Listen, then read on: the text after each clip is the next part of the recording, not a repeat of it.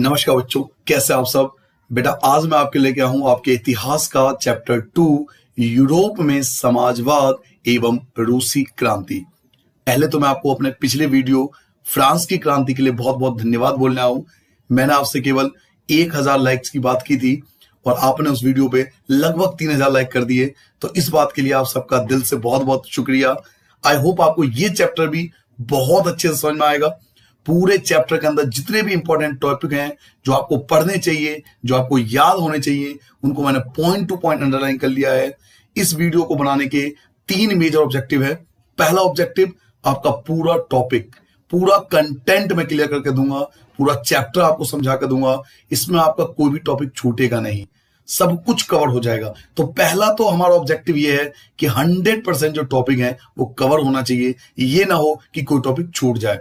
Second major objective है कि आपके पास पॉइंट टू पॉइंट एक नोट तैयार हो जाए, जिसे आप जब चाहो रिवाइज कर लो। भविष्य में भी आप किसी बड़े एग्जाम की तैयारी करो तो वहां पे आपको पहले से नोट्स तैयार होंगे, तो आप जब मर्जी रिवाइज कर लोगे, आपको चीजें याद रहेगी और नोट्स बन जाएगा, तो आप जहां मर्जी बैठ के उसे रिवाइज भी कर सकते हैं। तीसरा मेजर ऑब्जेक्टिव बेटा कि नोट्स बनने के बाद हमें टॉपिक समझ में भी आना चाहिए। तो मैं पूरा चैप्टर आपको इस तरीके से समझाऊंगा ताकि आपको लिंक बाय चैप्टर समझ में आए। सब कुछ लाइन टू लाइन, फिल्म की तरह, मूवी की तरह आपके सामने चलता रहेगा। तो चलिए बेटा, आज का बेहतरीन लेक्चर हम स्टार्ट करते हैं रूस की क्रांति, जिसमें हम पढ़ेंगे कि रूस में क्या हुआ था और क्यों भारत में रहकर भी हम रूस की क्रांति के बारे में पढ़ रहे हैं। तो है ना इंटरेस्टिंग चैप्टर कि भारत में रहकर भी हम रूस की क्रांति पढ़ रहे हैं, क्योंकि कुछ खास बात है जो हमें इससे सीखना चाहिए। तो चलिए आज का लेक्चर स्टार्ट करते हैं बेटा, रूसी क्रांति। चलिए बेटा चैप्टर स्टार्ट करते हैं। सबसे पहले हम जानते हैं, ये आपको याद नहीं करना, ये जो आपको येलो कलर में हाईलाइटेड है, ये वाले पॉइंट आपको याद नहीं करने।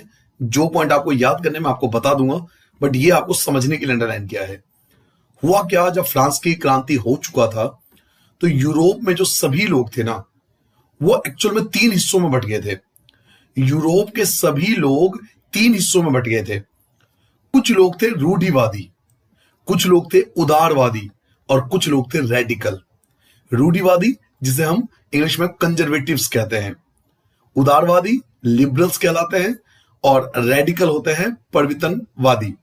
तो ये 3 टाइप के लोग, मतलब पूरे यूरोप की जो पॉपुलेशन थी वो एक्चुअल में 3 विचारों में बट गए। कुछ लोग रूढ़िवादी सोच के थे, कुछ लोग उदारवादी सोच के थे, कुछ लोग रेडिकल सोच के थे। अब मोस्टली आपके एग्जाम में पूछा जाता है कि उदारवादी कौन थे। आपसे पूछा जाएगा कि उदारवादियों का क्या विचार था, उदारवादी क्या सोचते थे, उनका क्या कहना था। पहला पॉइंट यहां से आपको याद करना है, उदारवादी, आपका पहला पॉइंट होगा। उदारवादी ऐसा राष्ट्र चाहते थे जिसमें सभी धर्मों को बराबर का सम्मान और जगह मिले। जी हां, उदारवादी एक ऐसा देश चाहते थे, राष्ट्र मतलब देश, जिसमें सभी धर्मों को बराबर माना जाए, सभी धर्मों को बराबर सम्मान मिले, सभी धर्मों को बराबर जगह मिले। ये उदारवादी लोग थे। सेकंड पॉइंट, उदारवादी समूह वंश आधारित। सर ये वंश आधारित क्या होता है? राजा का बेटा राजा, उसे बोलते हैं वंश आधारित। उदारवादी वंश आधारित शासकों की अनियंत्रित सत्ता के विरोधी थे। यानी राजा के बेटा राजा, उसको जो अनियंत्रित सत्ता के जो बहुत सारे अधिकार मिलते हैं, उसके ये खिलाफ थे। थर्ड पॉइंट, वे सरकार के समक्ष व्यक्ति मात्र के अधिकारों की रक्षा के पक्षधर थे। ये कहते थे कि किसी एक व्यक्ति के जो मौलिक अधिकार हैं वो तो कम से कम होना चाहिए। राजा को या किसी भी देश के नागरिक को उस अधिकार से वंचित नहीं किया जा सकता। तो व्यक्ति मात्र के जो अधिकार होते हैं, यानी हमारे जो मौलिक अधिकार होते हैं, उनकी रक्षा होनी चाहिए। उनका कहना था कि सरकार को किसी के अधिकारों का हनन करने यानी छीनने का अधिकार नहीं होना चाहिए। यही मैंने आपसे कहा कि कोई भी व्यक्ति, चाहे वो सरकार क्यों ना हो, चाहे वो राष्ट्रपति क्यों ना हो, उदारवादी ये मानते थे कि किसी के मौलिक अधिकारों का हनन नहीं होना चाहिए, किसी का मौलिक अधिकार छीना नहीं जाना चाहिए। नेक्स्ट पॉइंट, उदारवादी, यह समूह प्रतिनिधित्व पर आधारित एक ऐसी निर्वाचित सरकार के पक्ष में थे जो शासकों और अफसर के प्रभाव से मुक्त और सुप्रशिक्षित न्यायपालिका द्वारा स्थापित किए गए कानूनों के अनुसार शासन कार्य चलाए। क्या मतलब है सर? ये लोग चाहते थे कि जो इनके जो प्रतिनिधि है ना, जो नेता हैं वो निर्वाचित हो, यानी चुनाव हो, चुनाव के आधार पर जिसको चुना जाए वो उनके प्रतिनिधि बने। इसके अलावा जो अफसर हैं, जो शासक हैं, जो अफसर हैं, वो जबरदस्ती कोई कानून इन पर लागू ना करे। जो न्यायपालिका हो स्वतंत्र हो, न्यायपालिका स्वतंत्र होना चाहिए, कानून का पालन होना चाहिए, ये मानते थे उदारवादी लोग। इसके अलावा ये लोग सार्वभौमिक वयस्क मताधिकार यानी सभी नागरिकों को वोट का अधिकार देने के पक्ष में नहीं थे। जी हां, ऐसा नहीं है कि ये लोग लोकतंत्र थे पूरा, नहीं, लोकतांत्रिक नहीं फॉलो करते थे, क्योंकि सभी लोगों को वोट देने के अधिकार के पक्ष में नहीं थे। इनका मानना था कि वोट का अधिकार केवल संपत्तिधारियों को ही मिलना चाहिए, यानी वोट देने का अधिकार केवल उसी व्यक्ति के पास होना चाहिए जिसपे प्रॉपर्टी है, जिसपे संपत्ति है। तो ये उदारवादी सोच के लोग थे। अब मैंने आपको इतने सारे पॉइंट क्यों बताए, क्योंकि बच्चों मोस्टली देखा गया है पेपर में 4 या 5 पॉइंट लिखने पड़ते हैं और आपको बहुत सारे पॉइंट याद करके जाने पड़ेंगे, क्योंकि कई पॉइंट हम भूल जाते हैं एग्जाम में। तो ज्यादा पॉइंट याद कर लीजिए ताकि आप आराम से उसको लिख सको। उदारवादी एक ऐसा राष्ट्र चाहते थे जिसमें सभी धर्मों को बराबर सम्मान और जगह मिले। सेकंड पॉइंट मैंने आपको बताया, उदारवादी समूह वंश आधारित शासकों की अनियंत्रित सत्ता के विरोधी थे। वे सरकार के समक्ष व्यक्ति मात्र के अधिकारों की रक्षा के पक्षधर थे। उनका कहना था कि सरकार को किसी के अधिकारों का हनन करने या उन्हें छीनने का अधिकार नहीं होना चाहिए।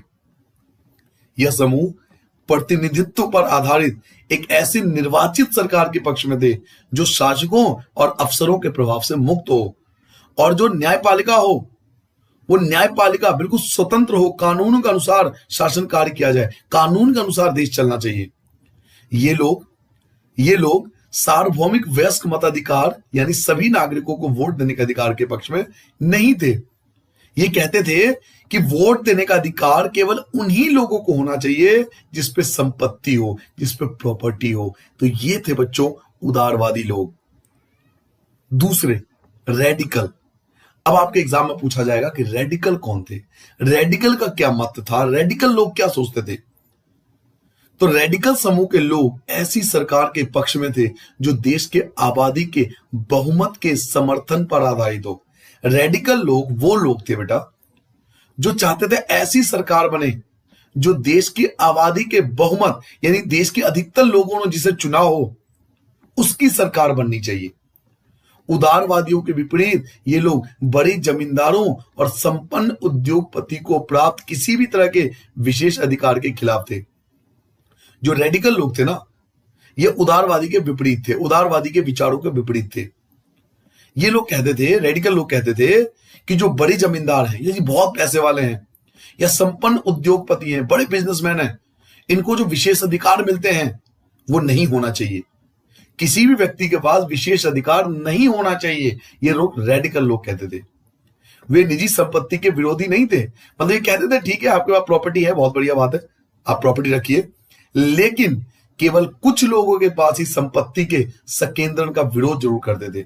लेकिन ये इस बात का विरोध जरूर करते थे कि केवल कुछ ही लोगों के पास सारी प्रॉपर्टी क्यों है, क्यों जो राजा है उसके जो परिवार के संबंधी है, जो बड़े बिजनेसमैन है, केवल इन्हीं के पास सारी संपत्ति क्यों है, संपत्ति पे तो सबका हक होना चाहिए।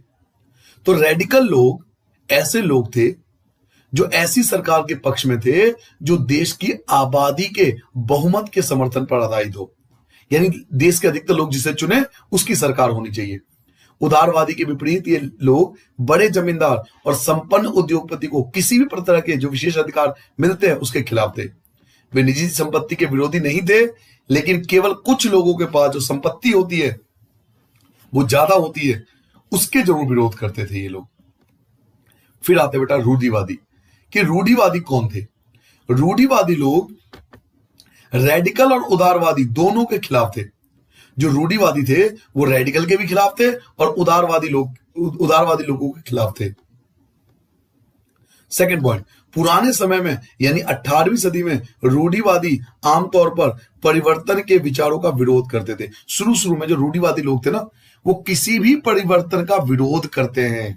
आपके परिवार में, आपके रिलेशन में, आपके गली में, आपके मोहल्ले में ऐसे लोग कुछ जरूर होंगे जो रूढ़िवादी सोच के होते हैं, जिनको परिवर्तन पसंद नहीं है। लड़कियां घर से बाहर पढ़ने जा रही है तो वो गलत मानते हैं, ये रूढ़िवादी कंजर्वेटिव सोच का नतीजा है।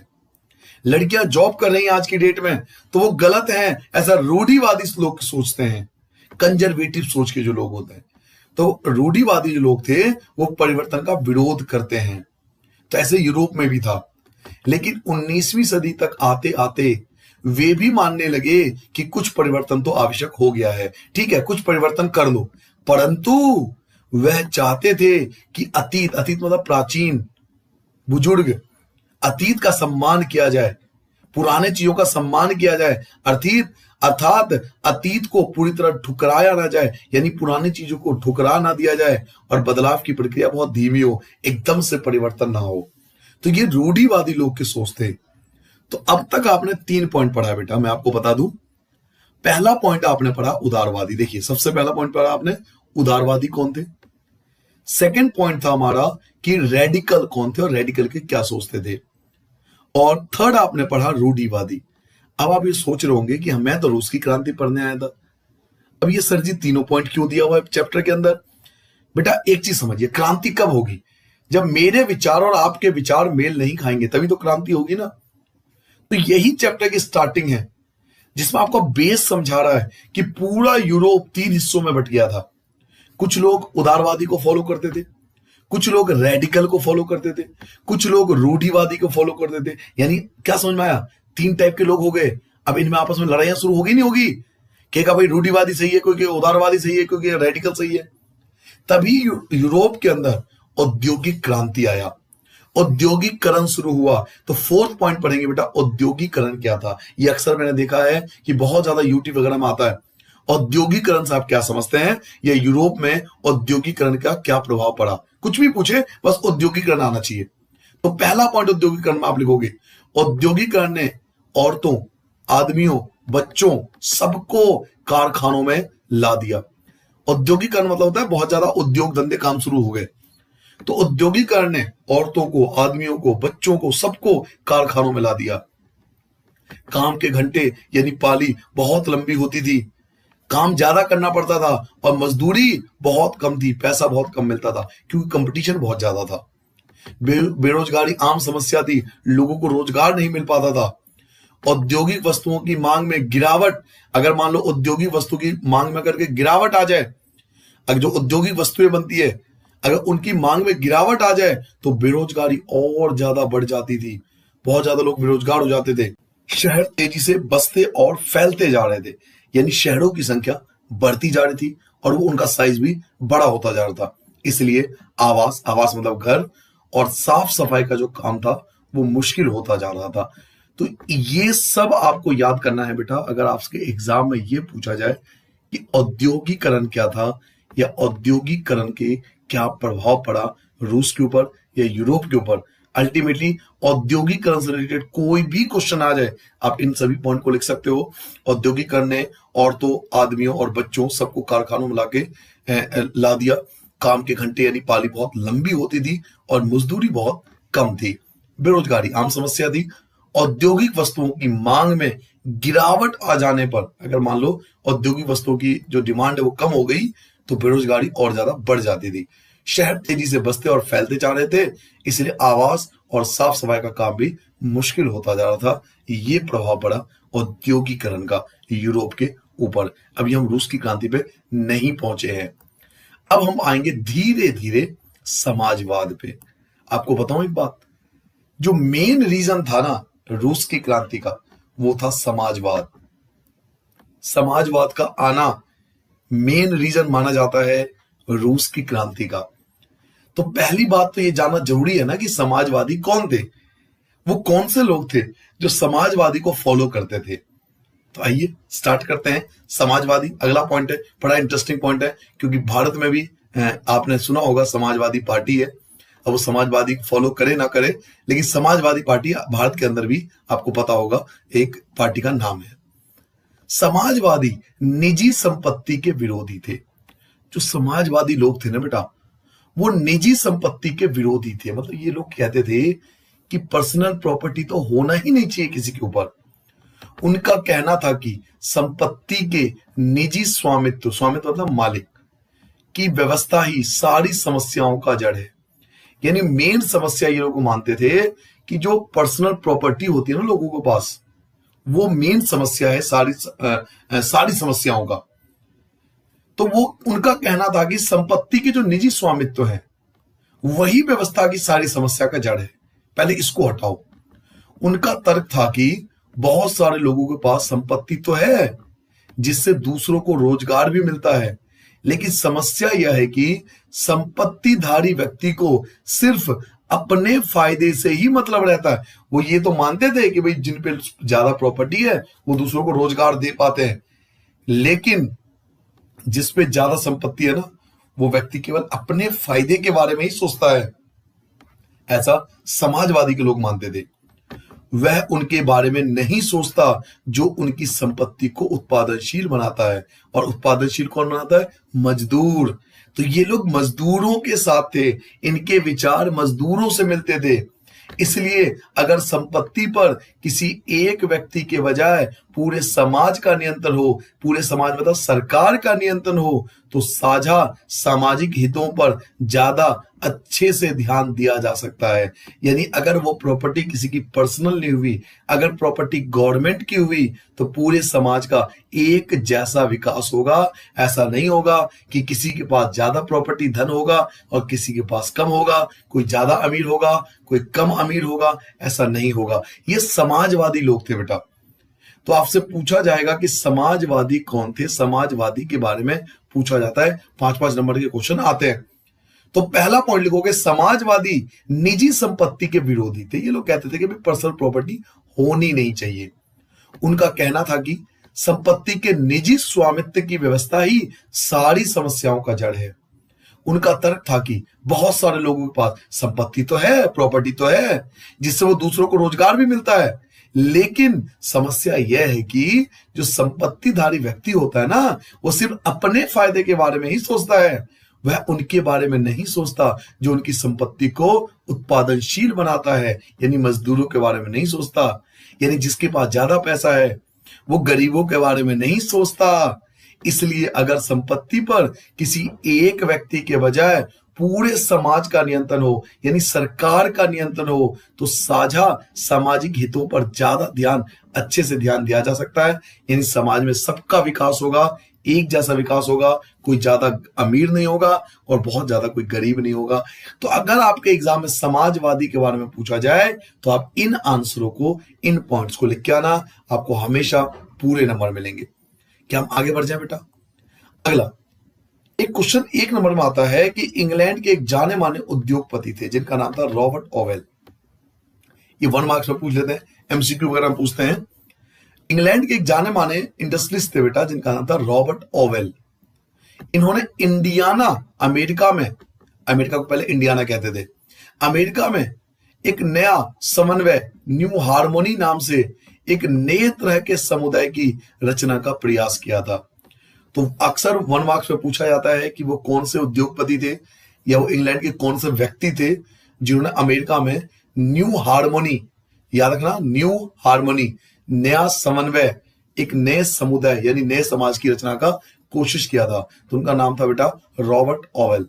इंग्लैंड के जाने माने उद्योगपति रॉबर्ट ओवेल, जिन्होंने अमेरिका में एक नया समन्वय, न्यू हार्मोनी के नाम से एक नए तरह के समुदाय की रचना का प्रयास किया था। 1 मार्क्स में मैंने देखा था, एग्जाम में पूछा गया था, इसलिए मैंने आपको चाहा कि चलिए ये पॉइंट तो आप याद कर लो।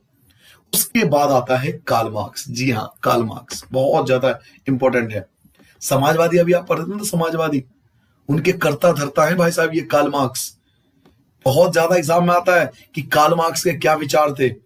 कार्ल मार्क्स लीडर था, जो मजदूर थे, जो गरीब थे, जो गरीब किसान थे, जो गरीब मजदूर थे, जो समाजवादी को फॉलो करते थे, उनका लीडर कौन था?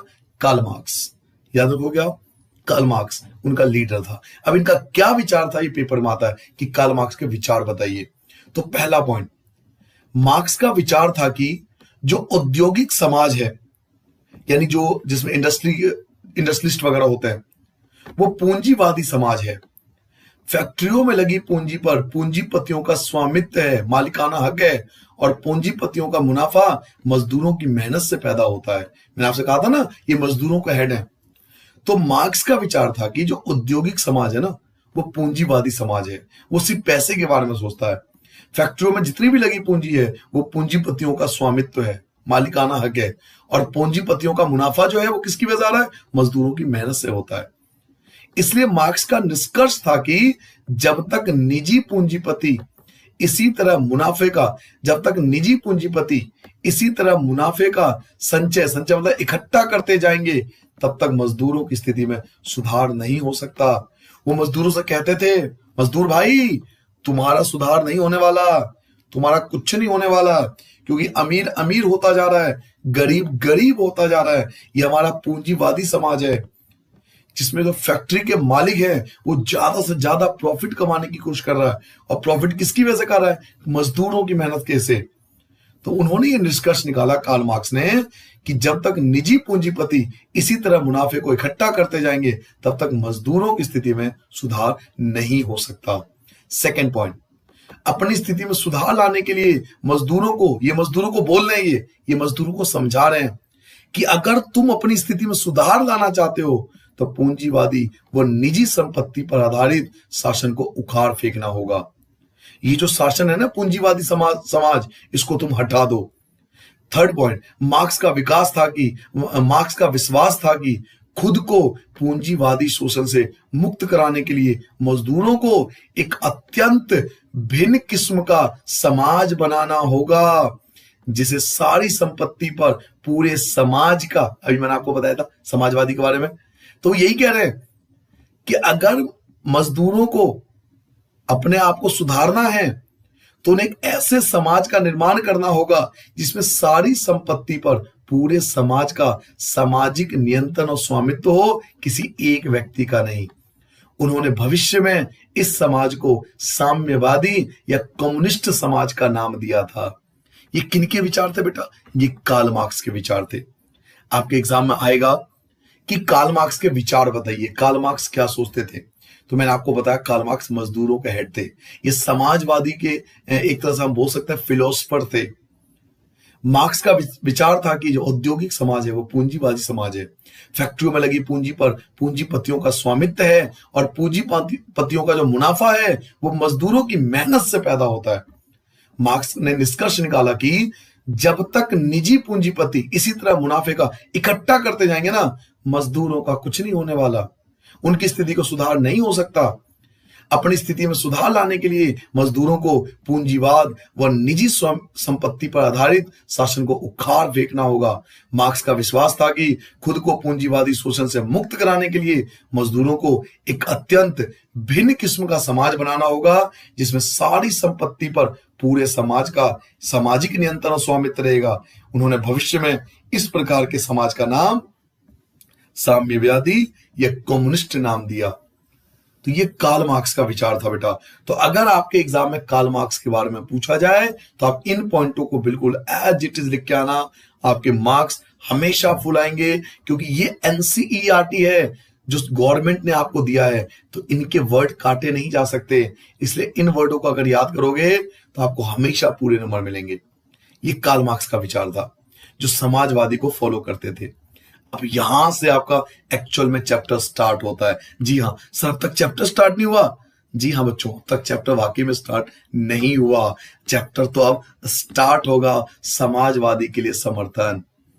सर एक बात बताइए, मैंने आपको समाजवादी की परिभाषा बताई। समाजवादी का जो लीडर थे वो थे कार्ल मार्क्स। उन्होंने मजदूरों को बताया कि तुम अगर अपने आप को सुधारना चाहते हो तो देश में समाजवादी लाओ।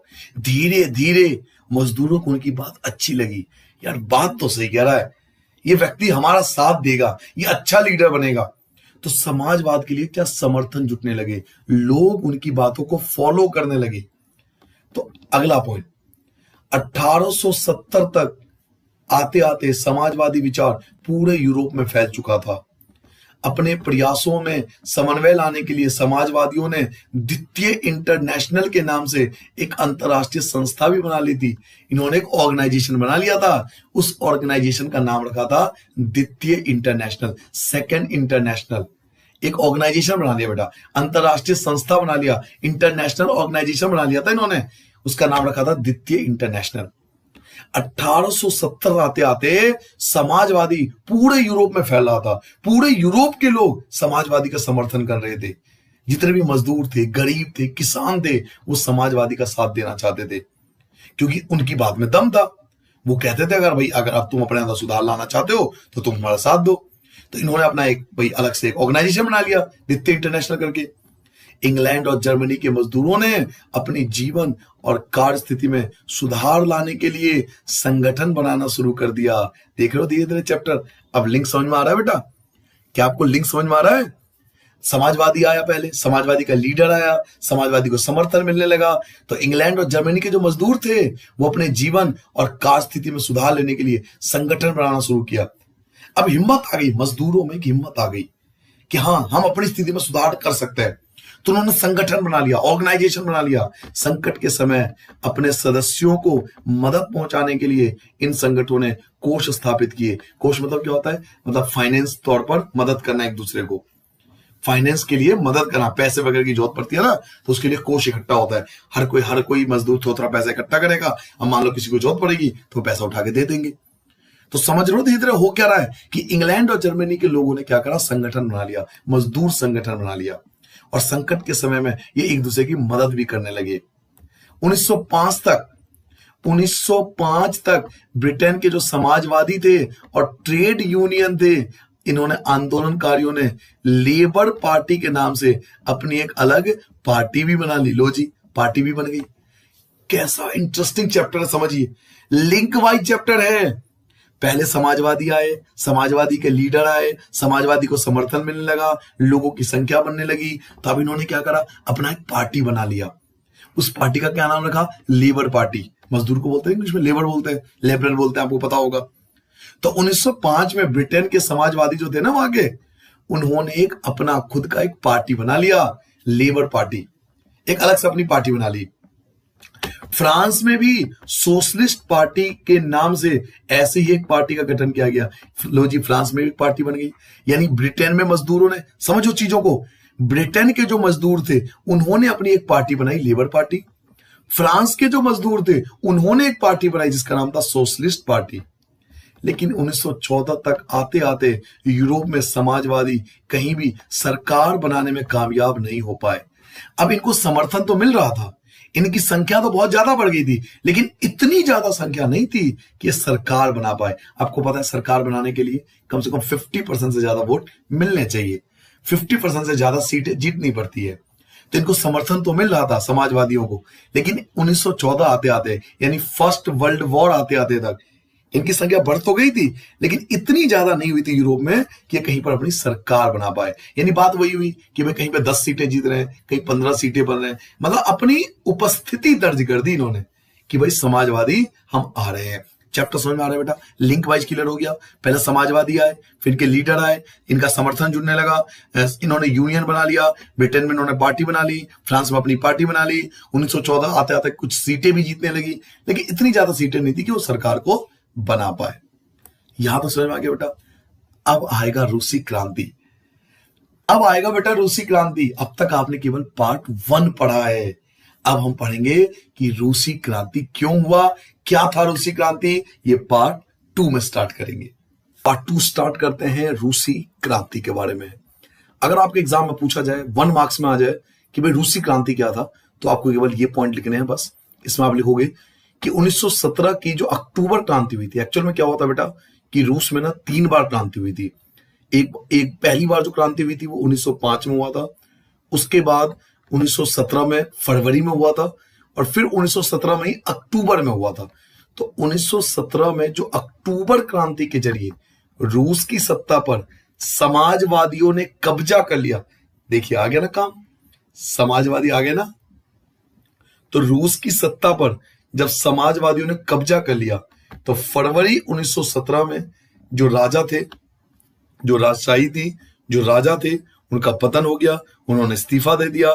और अक्टूबर की जो घटना हुई, यानी अक्टूबर 1917 में जो घटना हुई थी, उसको हम अक्टूबर क्रांति कहते हैं। सिंपल शब्दों में आपको ये याद रखना है कि 1917 में जो अक्टूबर क्रांति हुई थी उसी को रूसी क्रांति कहते हैं। याद रहेगा आपको मैंने क्या बोला?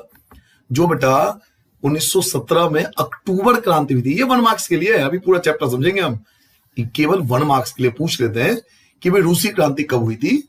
तो अक्टूबर 1917 की जो घटना थी उसी को हम रूसी क्रांति कहते हैं। अब हम जानते हैं रूसी क्रांति में क्या हुआ था। सबसे पहले जानेंगे रूसी क्रांति से पहले रूस का साम्राज्य कैसा था। रूसी क्रांति कब बताया था मैंने? 1917 अक्टूबर। तो उससे पहले रूस का समाज कैसा था? तो पहला पॉइंट, 1914 में 1914 यानी रूस की क्रांति से पहले रूस व उसके पूरे साम्राज्य पर जार निकोलस सेकंड का शासन था। वहां के राजा तो थे, वो थे जार निकोलस सेकंड, उनका शासन था पूरा। मास्को के आसपास पड़ने वाले भू क्षेत्र के अलावा आज का Finland, Latvia, Lithuania, Estonia, Poland, Ukraine, Belarus के कुछ हिस्से भी रूस के हिस्से थे। अब मुझे पता है इतने सारे देश आपको नाम याद होंगे नहीं होते मोस्टली, तो आप 2-3 याद कर लेना कि फिनलैंड आसानी से याद हो जाएगा, है ना, फिनलैंड आसानी है। इसके बाद एस्तोनिया, पोलैंड, यूक्रेन, बेलारूस, ये सब नाम याद हो जाएंगे। तो जो बेसिक 1-2 देश हैं वो याद कर लेना, सारे देशों के नाम याद मत करना। ये सब रूस के साम्राज्य के हिस्से थे। यह साम्राज्य प्रशांत महासागर तक फैला हुआ था, यानी इन सभी क्षेत्रों का जो राजा था वो था जार निकोलस सेकंड। रूस के अंदर रूसी ऑर्थोडॉक्स क्रिश्चियनिटी को मानने वाले बहुमत में थे। रूस के अंदर जो रूसी ऑर्थोडॉक्स क्रिश्चियनिटी को थे, जो मानते थे, वो बहुमत में थे, उनकी ज्यादा संख्या थी, ठीक है। लेकिन इनके अलावा इस साम्राज्य के तहत पड़ने वाले कैथोलिक भी थे, उसके अलावा प्रोटेस्टेंट भी थे, कुछ मुस्लिम भी थे और बौद्ध भी शामिल थे। यानी क्रिश्चियन तो थे ही, साथ में कुछ कैथोलिक मानने वाले भी थे, कुछ मुस्लिम भी थे और कुछ बौद्ध भी थे रूस के अंदर। तो ये हम पढ़ रहे हैं कि भाई 1917 से पहले, अक्टूबर क्रांति से पहले रूस का साम्राज्य कैसा था। ये पेपर में आता है बेटा, तभी मैं आपको बता रहा हूं। ये पेपर में पूछते हैं कि रूसी क्रांति से पहले रूस का समाज कैसा था, रूस का साम्राज्य कैसा था। तो आपको ये लिखना पड़ेगा कि भाई जार निकोलस राजा थे, फिर मास्को के आसपास जितने भी क्षेत्र हैं, चाहे वो फिनलैंड हो, चाहे लताविया हो, लिथुआनिया हो, एस्तोनिया हो, पोलैंड हो, यूक्रेन हो, बेलारूस हो, ये सभी रूस का हिस्सा था। रूस का शासन प्रशांत महासागर तक था। रूस में जो रूसी ऑर्थोडॉक्स क्रिश्चियनिटी को मानने वाले थे, उनकी ज्यादा संख्या थी। लेकिन इनके अलावा जो कुछ कैथोलिक थे, मानने वाले थे, कुछ मुस्लिम भी थे और कुछ बौद्ध भी शामिल थे। रूसी क्रांति से पहले रूस की अर्थव्यवस्था और समाज कैसा था। ये अक्सर आपके यूटी वगैरह में पूछेगा। अगर आपका यूटी हो चुका हो तो आप चेक कर लेना। ये क्वेश्चन बहुत ज्यादा पूछते हैं कि रूसी क्रांति से पहले रूस की अर्थव्यवस्था और समाज कैसा था। पहले क्वेश्चन को समझिए। क्वेश्चन क्या पूछेगा? रूसी क्रांति से पहले रूस की अर्थव्यवस्था या समाज कैसा था। तो पहला पॉइंट लिखेंगे कि रूसी साम्राज्य की लगभग 85% जो जनता थी वो आजीविका के लिए खेती पर निर्भर थे। यानी मोस्टली लोग जो थे उस समय वो खेती करते थे, किसान थे, एग्रीकल्चर पे डिपेंड थे। उद्योग धंधे बहुत कम थे। सेंट पीटर्सबर्ग और मॉस्को जो था प्रमुख औद्योगिक इलाके थे। यानी थोड़े बहुत जो उद्योग थे वो इन्हीं 2 शहर में थे, एक सेंट पीटर्सबर्ग और दूसरा मॉस्को। अधिकतर उद्योग बन रहे थे वो यहीं पे थे रूसी क्रांति से पहले। ज्यादातर कारखाने जो थे वो उद्योगपतियों की निजी संपत्ति थी। और निजी संपत्ति स्पेशली क्यों बोला गया? क्योंकि आपको पता है आगे जाकर समाजवादी आ जाएगा और समाजवादी निजी संपत्ति के बिल्कुल खिलाफ थे। तो ज्यादातर जो कारखाने थे, जो इंडस्ट्री थे, वो उद्योगपतियों के निजी स्वामित्व, उनकी निजी संपत्ति थे। सामाजिक स्तर पर मजदूर बटे हुए थे। कुछ मजदूर अपने मूल गांव से साथ साथ अभी भी गहरे संबंध बनाए हुए थे। बहुत सारे मजदूर स्थायी रूप से शहरों में ही बस चुके थे। यानी मजदूर बटे हुए थे। कुछ मजदूर तो थे जिनका गांव से अभी भी रिलेशन था, वो गांव आए जाया करते थे, जबकि कुछ मजदूर ऐसे थे जो स्थायी रूप से शहरों में जाकर बस चुके थे। 1914 में फैक्ट्री मजदूरों में औरतों की संख्या 31% थी, लेकिन उन्हें पुरुष मजदूरों के मुकाबले कम वेतन मिलता था। सैलरी उनको कम मिलती थी। महिलाओं का संख्या तो ठीक ठाक है, 31% सही है, बट उनको बेटा सैलरी जो थी वो पुरुषों के मुकाबले कम मिलता था। तो ये हम पढ़ रहे हैं बच्चों, रूसी क्रांति से पहले रूस का समाज कैसा था। तो ये सभी पॉइंट आपको याद रखने पड़ेंगे। इसके अलावा भी खत्म नहीं हुआ। इसके अलावा आपको याद रखना है कि जो देहात के ज्यादातर जमीन थी वो किसान उस पर खेती करते थे, लेकिन जो विशाल संपत्ति सामंतों, राजशाही और ऑर्थोडॉक्स चर्च का कब्जा था। जो बड़े बड़े प्रॉपर्टी थी उन पर अधिकतर राजाओं का कब्जा था, उनके परिवार का कब्जा था, या फिर जो ऑर्थोडॉक्स चर्च थे जो मैंने अभी आपको बताया था उनका कब्जा था उसके ऊपर। तो यहां पर आपको ये याद रखना पड़ेगा बेटा कि रूसी जो साम्राज्य था या रूसी समाज था, रूसी जो अर्थव्यवस्था थी, वो रूसी क्रांति से पहले उनकी हालत क्या थी। तो पहला पॉइंट मैंने आपको बताया कि रूसी क्रांति से पहले अधिकतर लोग जो थे, 85% लोग जो थे वो खेती पर निर्भर करते, किसान थे। उद्योग बहुत कम थे। दो ही जगह मैंने उद्योग बताया आपको, एक सेंट पीटर्सबर्ग और मॉस्को, ये प्रमुख औद्योगिक इलाके थे। अधिकतर इंडस्ट्री वगैरह यही थी। ज्यादातर कारखाने उद्योगपति की निजी संपत्ति थी और सामाजिक स्तर पर जो मजदूर थे वो बटे हुए थे। कुछ मजदूर जो थे अभी भी उनका गांव से संबंध था, वो गांव आए जाया करते थे, जबकि बहुत सारे मजदूर अब अस्थायी रूप से शहरों में बस चुके थे। 1914 में फैक्ट्री में जो औरतें थी उनकी संख्या 31% थी, बट उनको जो सैलरी मिलता था, जिनको वेतन मिलता था, वो पुरुषों से कम मिलता था। ठीक है बेटा। और एक पॉइंट मैंने आपको लास्ट ये बताया कि देहात की ज्यादातर जमीन किसानों की थी, बट जो बड़े बड़े क्षेत्र थे वो अधिकतर सामंतों मतलब जो हम कह सकते हैं जमींदार, उनके पास थी ज्यादातर, या राजशाही या राजाओं के जो परिवार थे उनके पास थी ज्यादा संपत्ति, या फिर जो चर्च थे उनके पास ज्यादा संपत्ति थे। ठीक है बेटा।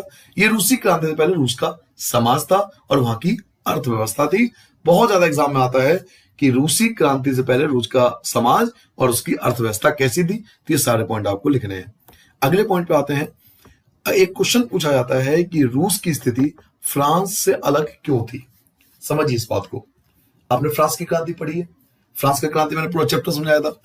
एक क्वेश्चन अक्सर पूछा जाता है कि रूस की स्थिति ना फ्रांस से जैसी नहीं थी, क्यों नहीं थी, क्या अलग था। तो पहला पॉइंट, फर्स्ट पॉइंट आप लिखोगे, फ्रांसीसी क्रांति के दौरान जो ब्रिटेन के किसान थे ना, वो ना केवल जो मतलब ब्रिटेन के जो किसान थे, फ्रांसीसी क्रांति जब हुई थी ना, तो जो ब्रिटेन के किसान थे ना केवल नवाबों का सम्मान करते थे, नवाब मतलब राजाओं का या उनके परिवार का सम्मान करते थे, बल्कि उन्होंने नवाबों को बचाने के लिए बकायदा लड़ाइयां भी लड़ी। मतलब रिश्तेदारों को बचाने के लिए, राजा से जुड़े हुए जो लोग थे उनको बचाने के लिए लड़ाई भी लड़ी थी। लेकिन इसके विपरीत रूस के किसान चाहते थे कि नवाबों की जमीन छीनकर किसानों के बीच बांट दिया जाए। फर्क समझ में आया? रूस और फ्रांस में अंदर क्या फर्क था, पता लग गया बेटा। फ्रांसीसी क्रांति के दौरान जो ब्रिटेन जो किसान थे वो नवाबों का सम्मान करते थे, इवन उनको बचाने के लिए उन्होंने लड़ाई भी लड़ी। लेकिन रूस के जो किसान थे वो चाहते थे नवाबों से जमीन छीन लिया जाए और ये किसानों के बीच बांट दिया जाए। बहुधा वह लगान भी नहीं चुकाते थे, मतलब टैक्स भी पे नहीं करते थे। कई जगह तो जमींदारों की हत्या कर दी गई थी। कई जगह तो जमींदार जो थे ना, जो टैक्स वगैरह वसूलते थे, उनकी हत्या भी कर दी जाती थी। तो ये जरा ब्रिटेन और फ्रांस में थोड़ा सा, या फ्रांस और रूस में थोड़ा सा फर्क है। तो आप याद कर लेना, क्योंकि पूछ लेना कई बार कि फ्रांस की स्थिति रूस से कैसे अलग थी या रूस की स्थिति फ्रांस से कैसे अलग थी। फर्क पता लग गया बेटा। फ्रांसीसी लोग नवाबों का सम्मान करते थे, उनको बचाने की लड़ाई भी लड़ी। लेकिन रूस के लोग जो थे नवाबों को नहीं इतना सम्मान करते थे, वो चाहते थे उनकी जमीन छीन लिया जाए, किसानों को बांट दिया जाए, और कई बार तो लगान भी नहीं चुकाते थे, और कई जगहों पर जो जमींदार थे उनकी हत्या भी कर दी जाती थी। ठीक है बेटा, आगे बढ़ जाए। नाउ रूस में समाजवाद, याद कीजिए जहां मैंने आपको चैप्टर में छोड़ा था हम वापस आ गए। रूस में समाजवाद, मैं आपको बहुत बार बोल चुका हूं, इस पॉइंट पे प्लीज फोकस कीजिए, क्योंकि रूस की क्रांति हुई थी समाजवाद के कारण ही हुई थी। तो अब आ चुका है रूस में समाजवाद। तो चलिए स्टार्ट करते हैं कि रूस में समाजवाद कैसे आया। स्टार्ट करें बेटा, बड़ा इंटरेस्टिंग आपको लगेगा, मजा आएगा आपको समझने में। 1914 से पहले रूस में सभी राजनीतिक पार्टियां गैर कानूनी थी, यानी कोई भी अपनी पार्टी नहीं बना सकता था। मार्क्स के विचारों को मानने वाले समाजवादियों ने 1998 में Russian social democratic workers party, रूसी समाजवादी लोकतांत्रिक श्रमिक पार्टी का गठन किया था। मेरी बात समझना ध्यान से। जो मार्क्स थे वो लीडर थे, किनके लीडर थे? समाजवादियों के। याद कीजिए, ही वाज द फिलोसोफर, वो एक बहुत बड़े फिलोसोफर थे। जैसे हम लोग गांधी जी को मानते हैं, सुभाष चंद्र बोस जी को मानते हैं, भगत सिंह की बात के मानते हैं। रूस के जो लोग थे उन्होंने भी मार्क्स की बात को माना।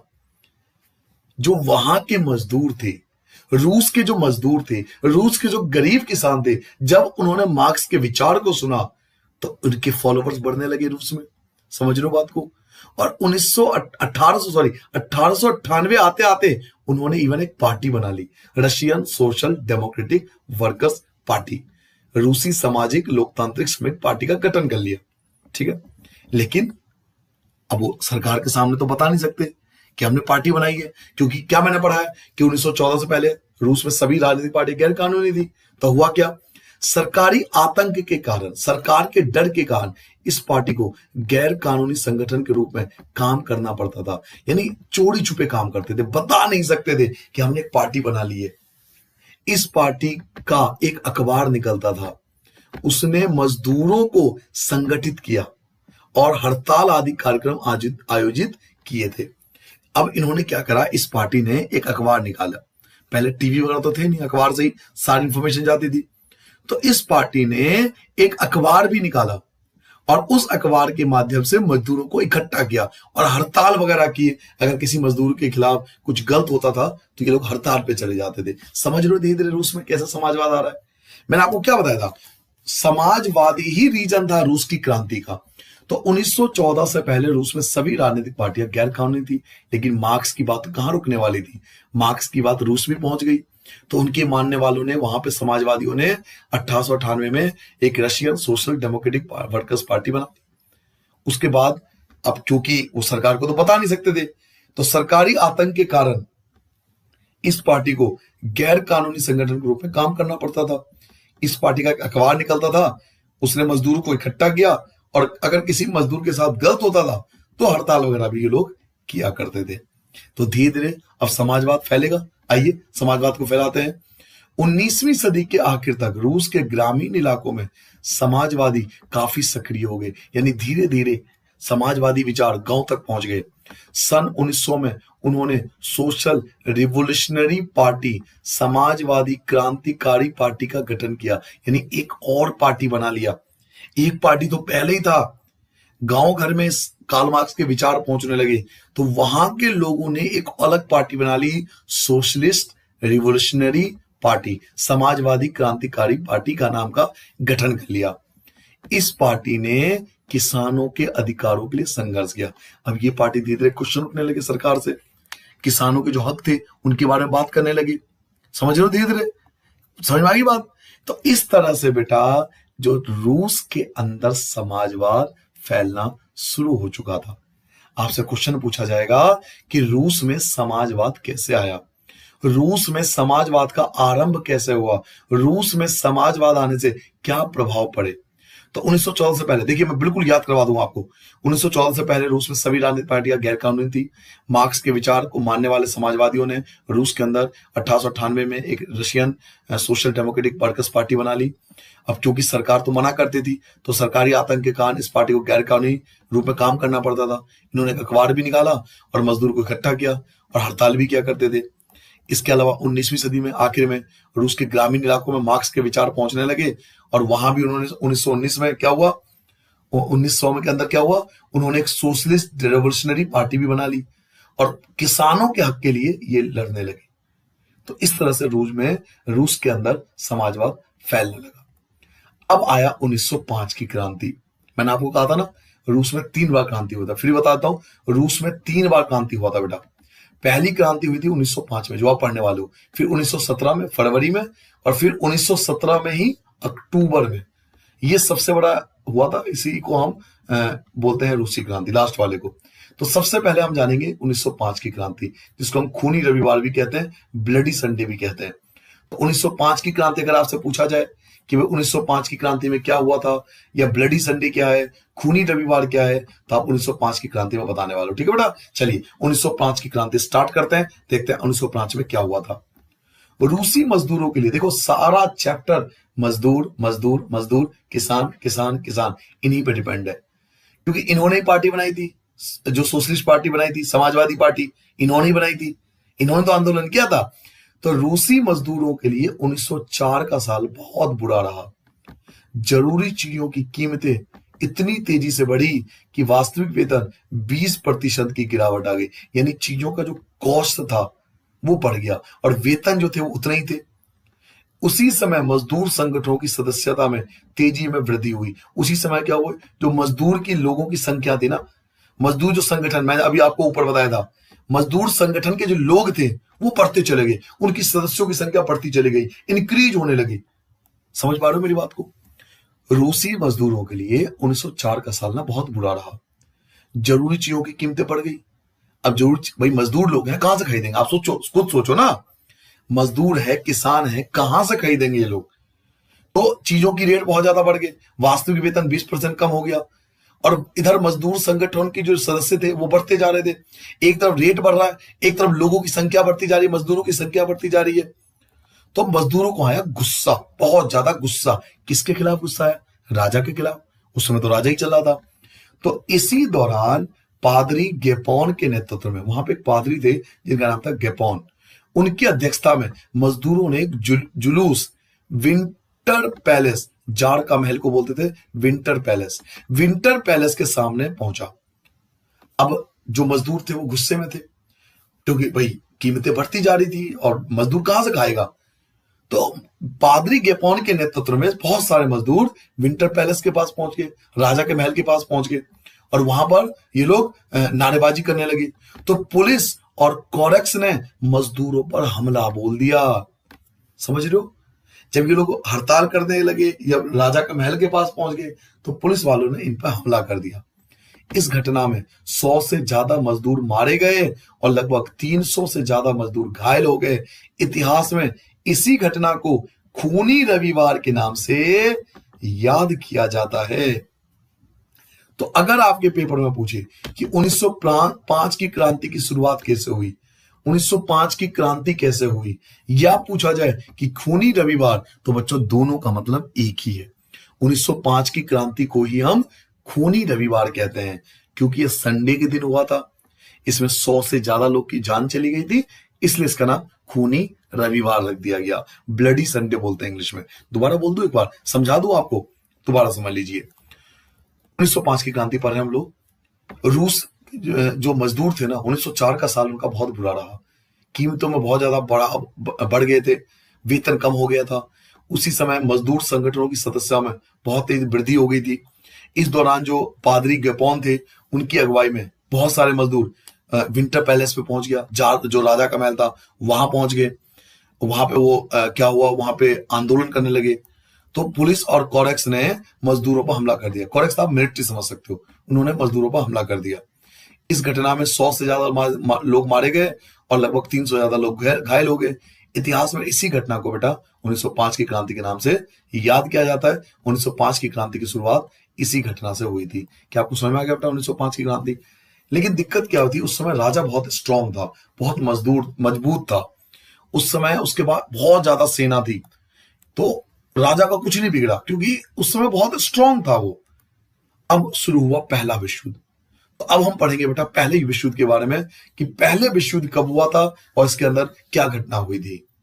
तो अब स्टार्ट करेंगे बेटा कि पहले विश्व युद्ध के दौरान क्या हुआ, रूस पर इसका क्या प्रभाव पड़ा। बहुत ज्यादा क्वेश्चन आता है कि पहले विश्व युद्ध के अंदर क्या हुआ था, कौन कौन सी शक्तियां थी जिसके कारण पहला विश्व युद्ध हुआ था। पहला पॉइंट आपको याद रखना है कि 1914 में, क्योंकि पहला विश्व युद्ध स्टार्ट हुआ था 1914 में। इसमें पूरा यूरोप ना बेटा 2 भागों में बट गया था। 1914 में 2 यूरोपीय संगठनों के बीच युद्ध छिड़ गया, यानी पूरा यूरोप ना 2 हिस्सों में बट गया। एक खेमे में, मतलब एक पार्ट में तो थे जर्मनी, ऑस्ट्रिया और तुर्की। इन तीनों देशों को एक साथ केंद्रीय शक्तियां कहते हैं, इंग्लिश में बोलते हैं बेटा सेंट्रल पावर। और बिलीव मानिए, मैप वगैरह जो क्वेश्चन आते हैं ना, मानचित्र के क्वेश्चन, उसमें बहुत ज्यादा क्वेश्चन आते हैं कि केंद्रीय शक्ति कौन थी। तो 3 केंद्रीय शक्ति आपको कम से कम याद करना है बेटा, जर्मनी, ऑस्ट्रिया एंड तुर्की। इनको बोलते थे केंद्रीय शक्तियां। ये एक तरफ थे, और दूसरे खेमे में यानी दूसरी तरफ फ्रांस, ब्रिटेन व रूस था। बाद में इटली और रोमानिया भी इस खेमे में आ गया। इनको बोलते थे बेटा मित्र राष्ट्र, या इंग्लिश में बोलते हैं अलाइज पावर्स। तो central power and allies power, इनके बीच लड़ाई छिड़ गया। कहने का मतलब यहां से हमें 3 चीजें समझ में आनी चाहिए। पहली चीज, पहला विश्व युद्ध शुरू कब हुआ? 1914 में शुरू हुआ। किनके बीच हुआ? तो एक केंद्रीय शक्तियों के बीच में, एक तो केंद्रीय शक्तियां थी, और दूसरा मैंने आपको क्या बताया, अलाइज पावर, जिसको हम लोग मित्र राष्ट्र के नाम से जानते हैं। केंद्रीय शक्तियों में 3 देश थे, जिसमें जर्मनी, ऑस्ट्रिया और तुर्की आते थे, और दूसरे में फ्रांस, ब्रिटेन, रूस आते थे। बाद में इटली और रोमानिया भी इसमें शामिल हो गए थे मित्र राष्ट्र में। सेकेंड पॉइंट, इस युद्ध को शुरू में रूसियों का काफी समर्थन मिला। राजा को स्टार्टिंग में बहुत समर्थन मिला, मतलब रूस के जो लोग थे वो राजा के साथ थे, कहते ठीक है युद्ध है, हमारा देश है, हमें जीतना चाहिए। तो स्टार्टिंग में रूसियों ने राजा का साथ दिया, जनता ने जार का साथ दिया। जार मतलब राजा, जो राजा थे जार निकोलस सेकंड, उसका साथ दिया, लोगों ने बहुत साथ दिया और रूस बहुत जोर शोर से युद्ध में कूद पड़ा। लेकिन जैसे जैसे युद्ध लंबा खिंचता गया, अब ये युद्ध क्या ना 4 साल तक चलता रहा, 1914 से 1918 तक युद्ध चलता रहा। तो जैसे जैसे युद्ध लंबा खिंचता गया, जार ने ड्यूमा में मौजूद मुख्य पार्टियों से सलाह लेना छोड़ दिया। सर ये ड्यूमा क्या होता है? ड्यूमा आप एक तरह समझ सकते हो पार्लियामेंट, जैसे पार्लियामेंट होती है ना जहां पे सारे नेता बैठते हैं और जो प्रधानमंत्री होते हैं, राष्ट्रपति होते हैं, वो विभिन्न पार्टियों के नेताओं से सलाह लेते हैं। तो जार ने ड्यूमास में मौजूद जो मुख्य पार्टियां थी उनसे सलाह लेना छोड़ दिया। उनके प्रति जन समर्थन कम होने लगा। इससे क्या हुआ कि राजा के प्रति जो सम्मान था, जो राजा के प्रति लोगों का लगाव था, वो कम होने लगा। राजा के जो फॉलोवर्स थे, आज के टाइम में उसे फॉलोवर्स बोलेंगे, वो धीरे धीरे कम होने लगे। जर्मनी विरोधी भावनाओं के कारण, अब क्योंकि रूस की लड़ाई जर्मनी से हो रही थी, मैंने अभी आपको बताया, देखिए केंद्रीय शक्ति में कौन था? जर्मनी था, और दूसरी शक्ति में क्या था? रूस था। तो जर्मनी विरोधी भावनाओं के कारण ही लोगों ने सेंट पीटर्सबर्ग का नाम बदलकर पेट्रोग्राद रख दिया, क्योंकि सेंट पीटर्सबर्ग जर्मन नाम था। मैंने आपको याद होगा चैप्टर के स्टार्टिंग में बताया था कि सेंट पीटर्सबर्ग जो था रूस का एक ऐसा शहर था जहां उद्योग धंधे बहुत थे, बट सेंट पीटर्सबर्ग एक जर्मन नाम है। तो क्योंकि जर्मनी से इनकी लड़ाई चल रही थी रूस की, याद करिए, एक तरफ जर्मनी था, एक तरफ रूस था। तो क्योंकि रूस की लड़ाई जर्मनी से चल रही थी, तो लोगों के प्रति, जर्मनी के प्रति इतना ज्यादा गुस्सा था कि उन्होंने सेंट पीटर्सबर्ग, जो जर्मनी का बहुत प्रसिद्ध शहर था, उसका नाम बदलकर पेट्रोग्राद रख दिया। समझ में आ गया बेटा? जारिना, जो जार की पत्नी थी, महारानी थी देश की, जारिना नाम था उनका। अलेक्जेंड्रा के जर्मन मूल का होने और उसके घटिया सलाहकार और खास तौर से रासपुतिन नामक एक सन्यासी ने राजशाही को और लोकप्रिय बना दिया। सर एक तो देखिए लड़ाई बहुत लंबी चली, तो जार के जो फॉलोवर्स थे वो तो पहले ही कम हो गए थे, ऊपर से जर्मनी से इनकी मेन लड़ाई थी। तो जर्मनी के लड़ाई होने के कारण सेंट पीटर्सबर्ग का नाम बदलकर पेट्रोग्राद रख दिया। और जो महारानी थी ना, यानी जो बीवी थी, जो वाइफ थी जार निकोलस की, उनका नाम था जारिना। आपको पता है जारिना कहां की थी? ये खुद भी जर्मन की थी, ये जर्मन की थी, और जर्मन से ही लड़ाई चल रही थी। तो समझ लो लोगों के मन में क्या जाएगा? लोगों के मन में राजा के प्रति और ज्यादा गुस्सा बढ़ने लगा। इवन जो जारिना की जो सलाहकार थे ना, खासतौर पर एक रासपुतिन नामक एक सन्यासी था, इसके कुछ फैसलों के कारण राजशाही और ज्यादा अलोकप्रिय बन गया। यानी लोग अब राजा के फॉलोवर्स कम होने लगे।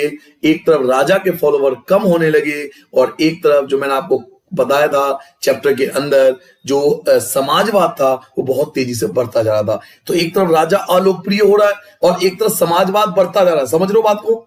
एक तरफ समाजवाद के फॉलोवर्स बढ़ते जा रहे हैं, एक तरफ जो राजा के फॉलोवर्स कम होते जा रहे हैं।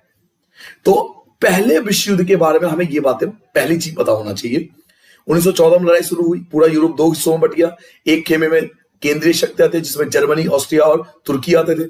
दूसरे में मित्र राष्ट्र थे जिसमें फ्रांस, ब्रिटेन, रूस थे, इटली और रोमानिया भी आगे। इसमें शुरू में रूसियों ने राजा का बहुत साथ दिया, लेकिन जैसे जैसे युद्ध लंबा खिंचता गया, राजा ने ड्यूमा में मौजूद मुख्य पार्टियों से सलाह लेना छोड़ दिया, तो राजा के जन समर्थन कम होने लगे। इसके अलावा इनकी मेन लड़ाई जर्मनी से थी, तो जर्मनी विरोधी भावनाओं के कारण ही लोगों ने सेंट पीटर्सबर्ग का नाम बदलकर पेट्रोग्राद रख दिया, क्योंकि सेंट पीटर्सबर्ग एक जर्मन नाम था और जर्मन से इनकी लड़ाई चल रही थी।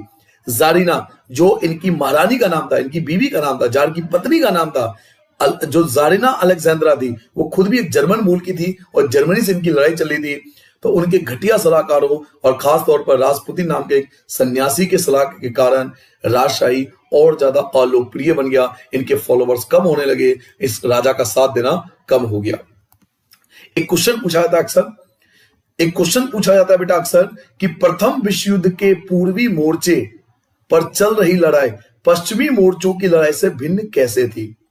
रूस के जो सैनिक थे ना वो दो हिस्सों में बट गए, कुछ चले गए पूर्वी मोर्चे पर और कुछ चले गए पश्चिमी मोर्चे पर। रूस के सैनिक की लड़ाई जो थी ना वो किसी एक डायरेक्शन में नहीं थी। अगर ये एक डायरेक्शन में होती ना तो आज भी इतिहासकार पता है क्या कहते हैं, अगर एक डायरेक्शन में लड़ाई होती तो रूस 100% जीत जाता, क्योंकि इनकी सेना बहुत ज्यादा थी। लेकिन रूस की दिक्कत ये थी उसको दो तरफ से लड़ना पड़ रहा था, एक पूर्वी मोर्चे पर और एक पश्चिमी मोर्चे पर, और दोनों की लड़ाई थोड़ी अलग थी। कैसे समझिए, पहला पॉइंट, पश्चिम में जो सैनिक थे ना वो पूर्वी फ्रांस की सीमा पर बनी खाइयों से लड़ाई लड़ रहे थे, जबकि पूर्वी मोर्चे पर सेना ने काफी बड़ा फैसला तय कर लिया था। यानी एक तरफ जो रूस की सैनिक है वो तो खाइयों में लड़ रहे हैं, यानी वो खाइयों में फंसे हुए हैं, समझ लो बात को। एक तरफ जो पूर्व की तरफ था सैनिक वो तो खाइयों में फंसे हुए हैं, और पूर्वी की तरफ जो रूस के सैनिक तो बहुत आगे निकल गए। यानी दोनों के बीच काफी ज्यादा डिफरेंस आ गया, काफी बड़ा गैप आ गया। इस मोर्चे पर बहुत सारे सैनिक मौत के मुंह में जा चुके थे, बहुत सारे सैनिक मारे जा चुके थे। सेना की पराजय ने रूसियों का मनोबल तोड़ दिया। अब सीधी सी बात है बेटा, जिस देश के सैनिक ज्यादा मरेंगे उससे सेना के जो मनोबल है वो टूट जाएगा। 1914 से 1916 के बीच, यानी केवल 2 साल के बीच 70 लाख लोग मारे जा चुके थे। समझिए, 70 लाख बहुत बड़ी जनसंख्या होती है बच्चों। 1914 से 1916 के बीच जो 70 लाख लोग मारे जा चुके थे। जर्मनी और ऑस्ट्रिया में रूसी सेनाओं को भारी पराजय झेलनी पड़ी। 70 लोग मारे जाना बहुत बड़ी बात थी। ये पीछे हटती रूसी सेनाओं ने रास्ते में, अब रूस की सेना पीछे हटने लगी क्योंकि वो हार रही थी। तो रूसी सेना जब पीछे हट रही थी ना तो रास्ते में पड़ने वाली फसलों और इमारतों को नष्ट कर डाला। क्यों भाई, ऐसा क्यों? रूस की सेना पीछे हट रही थी तो रास्ते में आने वाले जितने भी फसल थे, खेत खलिहान थे, उनमें आग लगा दिया, इमारतों में आग लगा दिया। आप सोचोगे ऐसा क्यों? ताकि दुश्मन जो है ना, दुश्मन जो सैनिक जो इनका पीछा कर रहे हैं वो वहां टिक ना पाए, क्योंकि दुश्मन जो आएंगे उनको भी तो रहने के लिए घर चाहिए, उनको भी तो खाने के लिए फसल चाहिए। तो जब फसल बचेगा नहीं, घर बचेगा नहीं, तो रहेंगे कैसे? तो इसलिए रूसी सैनिक जब पीछे हट रही थी तो रास्ते में आने वाले जितने भी फसल थे, अपने ही किसानों के फसल ये लोग जलाने लग गए, अपने ही देश के नागरिकों के जो घर थे उनमें आग लगा दी। फसलों और इमारतों के विनाश से रूस में 30 लाख से ज्यादा लोग शरणार्थी हो गए। इन हालातों ने सरकार और जार दोनों को अलोकप्रिय बना दिया। अब डे बाय डे क्या हो रहा है कि जार के फॉलोअर्स कम होने लगे, जिसके समर्थक थे वो भी इसका विरोध करने लगे। तो यहां पर हमें क्वेश्चन पूछा जाएगा कि प्रथम विश्व युद्ध में पूर्वी मोर्चे पर जो लड़ाई चल रही थी वो पश्चिमी मोर्चे से अलग कैसे थी? तो पहला पॉइंट आप बताओगे। फर्स्ट पॉइंट आपका यहां से स्टार्ट होगा बेटा कि पश्चिम में सैनिक जो थे ना फ्रांस की सीमा पर खाइयों से लड़ाई कर रहे थे, जबकि पूर्वी मोर्चे पर सेना ने काफी बड़ा फैसला तय कर लिया था। तो इन दोनों में काफी ज्यादा गैप बन गया था। सेकंड, इस मोर्चे पर बहुत सारे जो सैनिक थे वो मौत के मुंह में जा चुके थे, बहुत सारे सैनिकों की मौत हो चुकी थी। सेना के पराजय ने रूसियों का मनोबल तोड़ दिया था। 1914 से 1916 के बीच जर्मन और ऑस्ट्रिया में रूसी सेनाओं को भारी पराजय झेलनी पड़ी, बहुत सारे रूसी सैनिक मारे गए। 1917 तक 70 लाख लोग मारे जा चुके थे। पीछे हटती रूसी सेनाओं ने रास्ते में पड़ने वाली फसलों को, इमारतों को नष्ट कर दिया। क्यों नष्ट करा? ताकि दुश्मन की सेना वहां टिक ना सके। अब अपने ही देश के फसल नष्ट करोगे और इमारतों को तोड़ोगे तो लोग कैसे साथ देंगे आपका? तो फसलों और इमारतों के विनाश से रूस में 30 लाख लोग शरणार्थी हो गए थे, और इन हालात के कारण ही जो सरकार थी वहां की और जो जार राजा था वहां का, दोनों को अलोकप्रिय बना दिया। लोग अब दोनों से मुक्ति चाह रहे थे। धीरे धीरे बैकग्राउंड बन रहा है, धीरे धीरे बैकग्राउंड तैयार हो रहा है राजा के खिलाफ।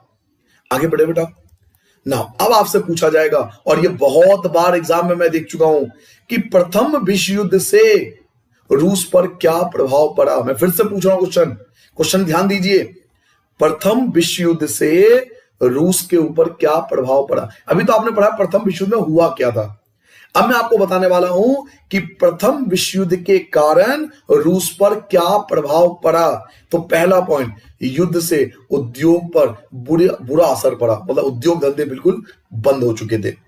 सेकेंड पॉइंट आप लिखोगे बेटा, सेकेंड पॉइंट अगर आप लिखोगे, सेकेंड पॉइंट लिखोगे, यूरोप के बाकी देशों के मुकाबले रूस के औद्योगिक उपकरण ज्यादा तेजी से बेकार होने लगे।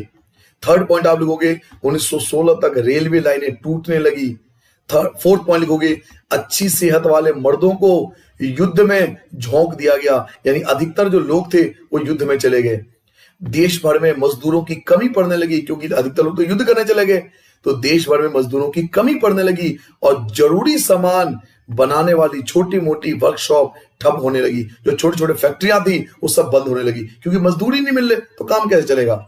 ज्यादातर अनाज सैनिकों का पेट भरने के लिए मोर्चे पर जाने लगा। मोर्चे मतलब जहां लड़ाई हो रही है वहां जाने लगा। शहरों में रहने वाले लोगों के लिए रोटी और आटे की किल्लत पैदा होने लगी। क्या आपको समझ में आ गया बेटा? क्वेश्चन क्या पूछा जाएगा? क्वेश्चन आपसे यह पूछा जाएगा कि प्रथम विश्व युद्ध से रूस के ऊपर क्या प्रभाव पड़ा। तो आप आंसर बताओगे, युद्ध से उद्योगों पर बहुत बुरा प्रभाव पड़ा। सेकेंड पॉइंट आप यहां से स्टार्ट करोगे बेटा। सेकेंड पॉइंट आपका स्टार्ट होगा, यूरोप के बाकी देशों के मुकाबले रूस के जो औद्योगिक उपकरण थे वो ज्यादा तेजी से बेकार होने लगे। थर्ड पॉइंट आप लिखोगे, 1916 तक रेलवे लाइनें टूटने लगी। नेक्स्ट पॉइंट आप लिखोगे, अच्छी सेहत वाले मर्दों को युद्ध में झोंक दिया गया। अगला पॉइंट आप लिखोगे, देश भर में मजदूरों की कमी पड़ने लगी और जोड़ी सामान बनाने वाली छोटी मोटी वर्कशॉप ठप होने लगी। नेक्स्ट पॉइंट आप लिखोगे बेटा, ज्यादातर अनाज सैनिकों का पेट भरने के लिए मोर्चे पर भेजना लगा। और अगला पॉइंट आप लिखोगे, शहर में रहने वाले लोगों के लिए रोटी और आटे की कीमत पैदा होने लगी। तो ये पॉइंट आपको लिखना है कब? जब आपसे ये पूछा जाए कि युद्ध से, प्रथम विश्व युद्ध से रूस के ऊपर क्या प्रभाव पड़ा। क्योंकि बेसिकली हम चैप्टर रूस के बारे में तो पढ़ रहे हैं ना। तो अगर आपसे बच्चों ये पूछा जाए कि प्रथम विश्व युद्ध से रूस के ऊपर क्या प्रभाव पड़ा, तो आप इन पॉइंटों को लिखोगे। अगले पॉइंट पे आ जाए बेटा। नेक्स्ट पॉइंट हम पढ़ेंगे कि फरवरी क्रांति। जी हां, आ चुके हैं हम 1917 में, और मैंने आपको बताया था 1917 में 2 बार क्रांति हुआ था।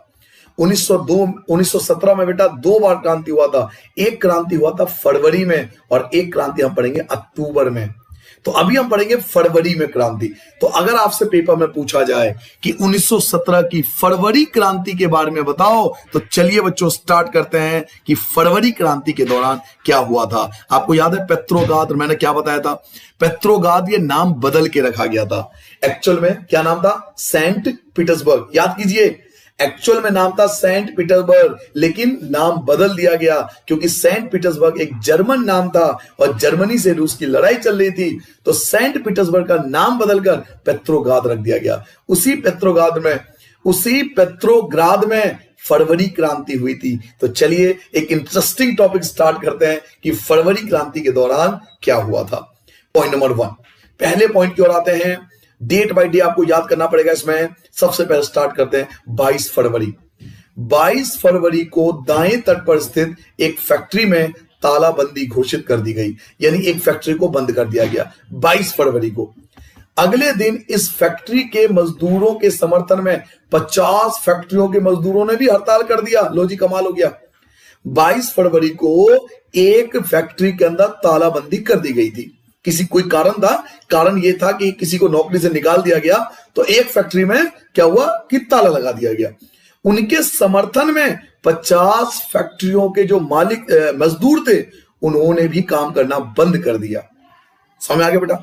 अगला, जब फैशनेबल रिहायशी इलाकों और सरकारी इमारतों को मजदूरों ने घेर लिया तो सरकार ने कर्फ्यू लगा दिया। अब जो मजदूर थे किसान थे।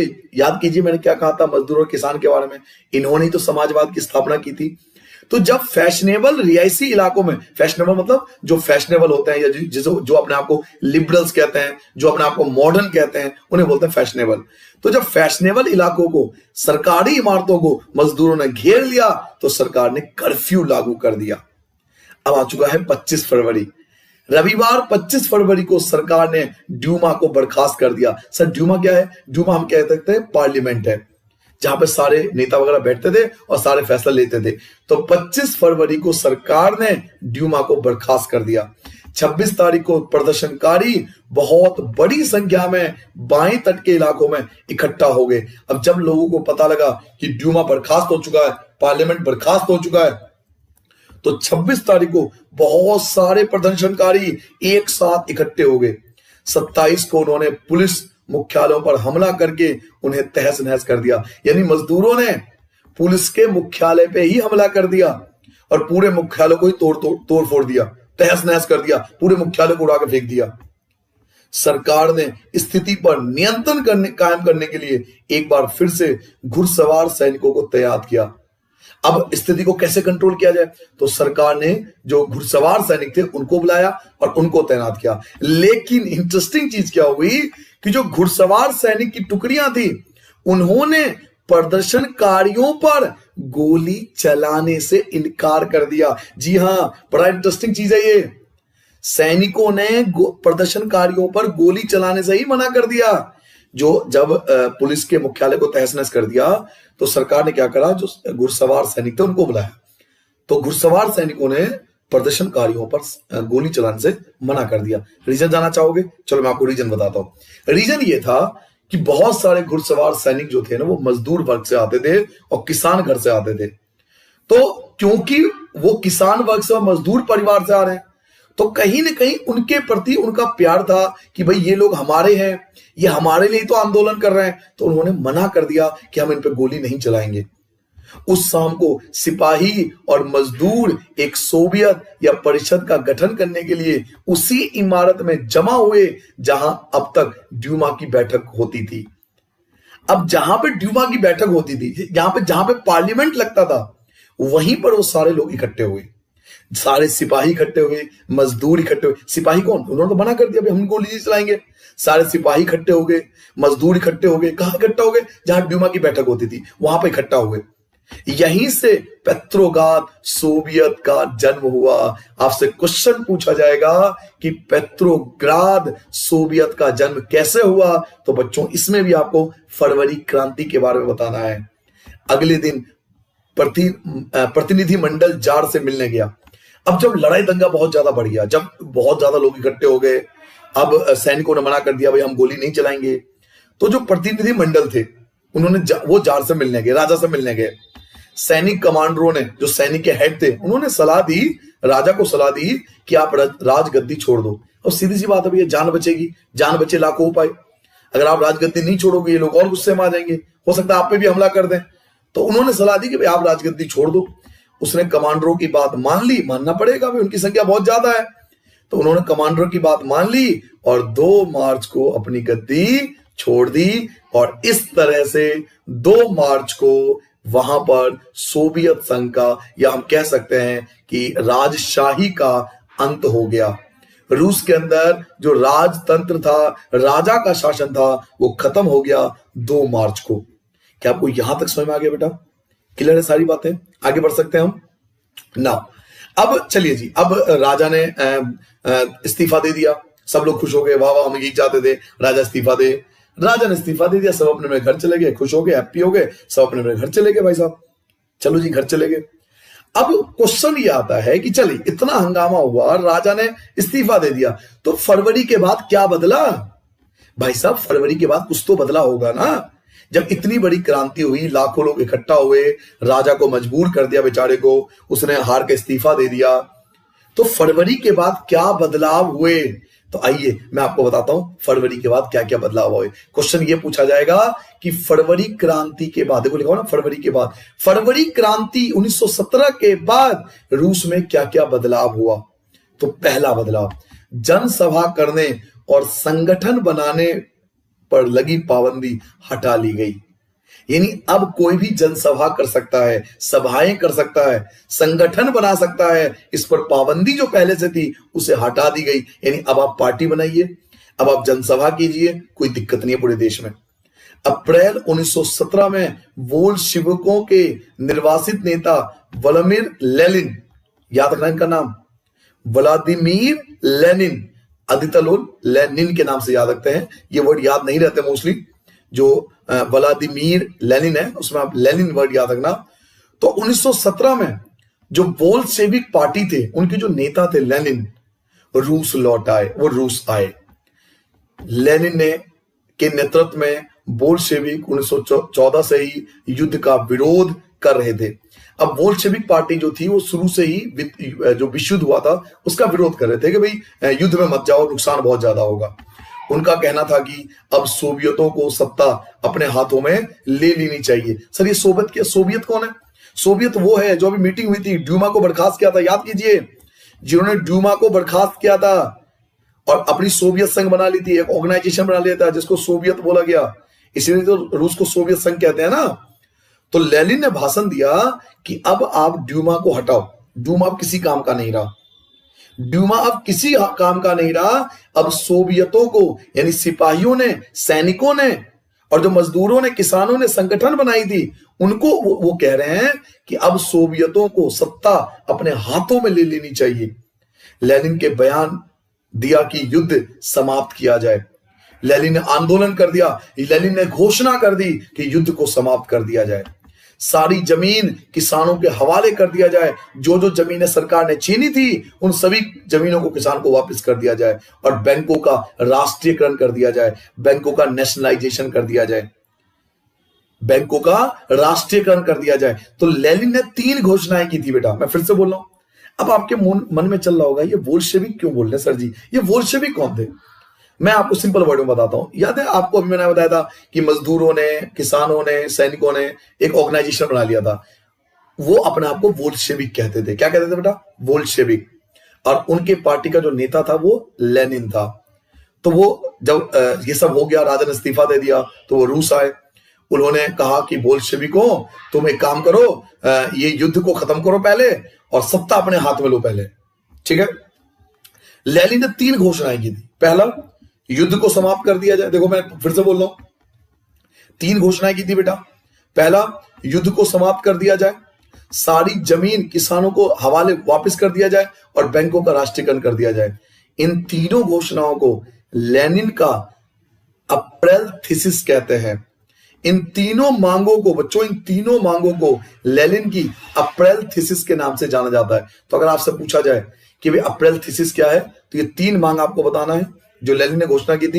युद्ध समाप्त करना है, सारी जमीनें किसानों को हवाले कर देना है, बैंक का राष्ट्रीयकरण किया जाना है। इन तीनों घटनाओं को अप्रैल थीसिस के नाम से जाना जाता है। क्या आपको समझ में आ गया बेटा? लेनिन ने अप्रैल थीसिस दे दिया था। अब अगला क्वेश्चन उठता है कि ये बोल्शेविक पार्टी जो मैंने आपको बताया था बेटा, इसका नया नाम क्या पड़ा? तो आपको याद रखना है कि बोल्शेविक पार्टी का नया नाम कम्युनिस्ट पार्टी रख दिया गया।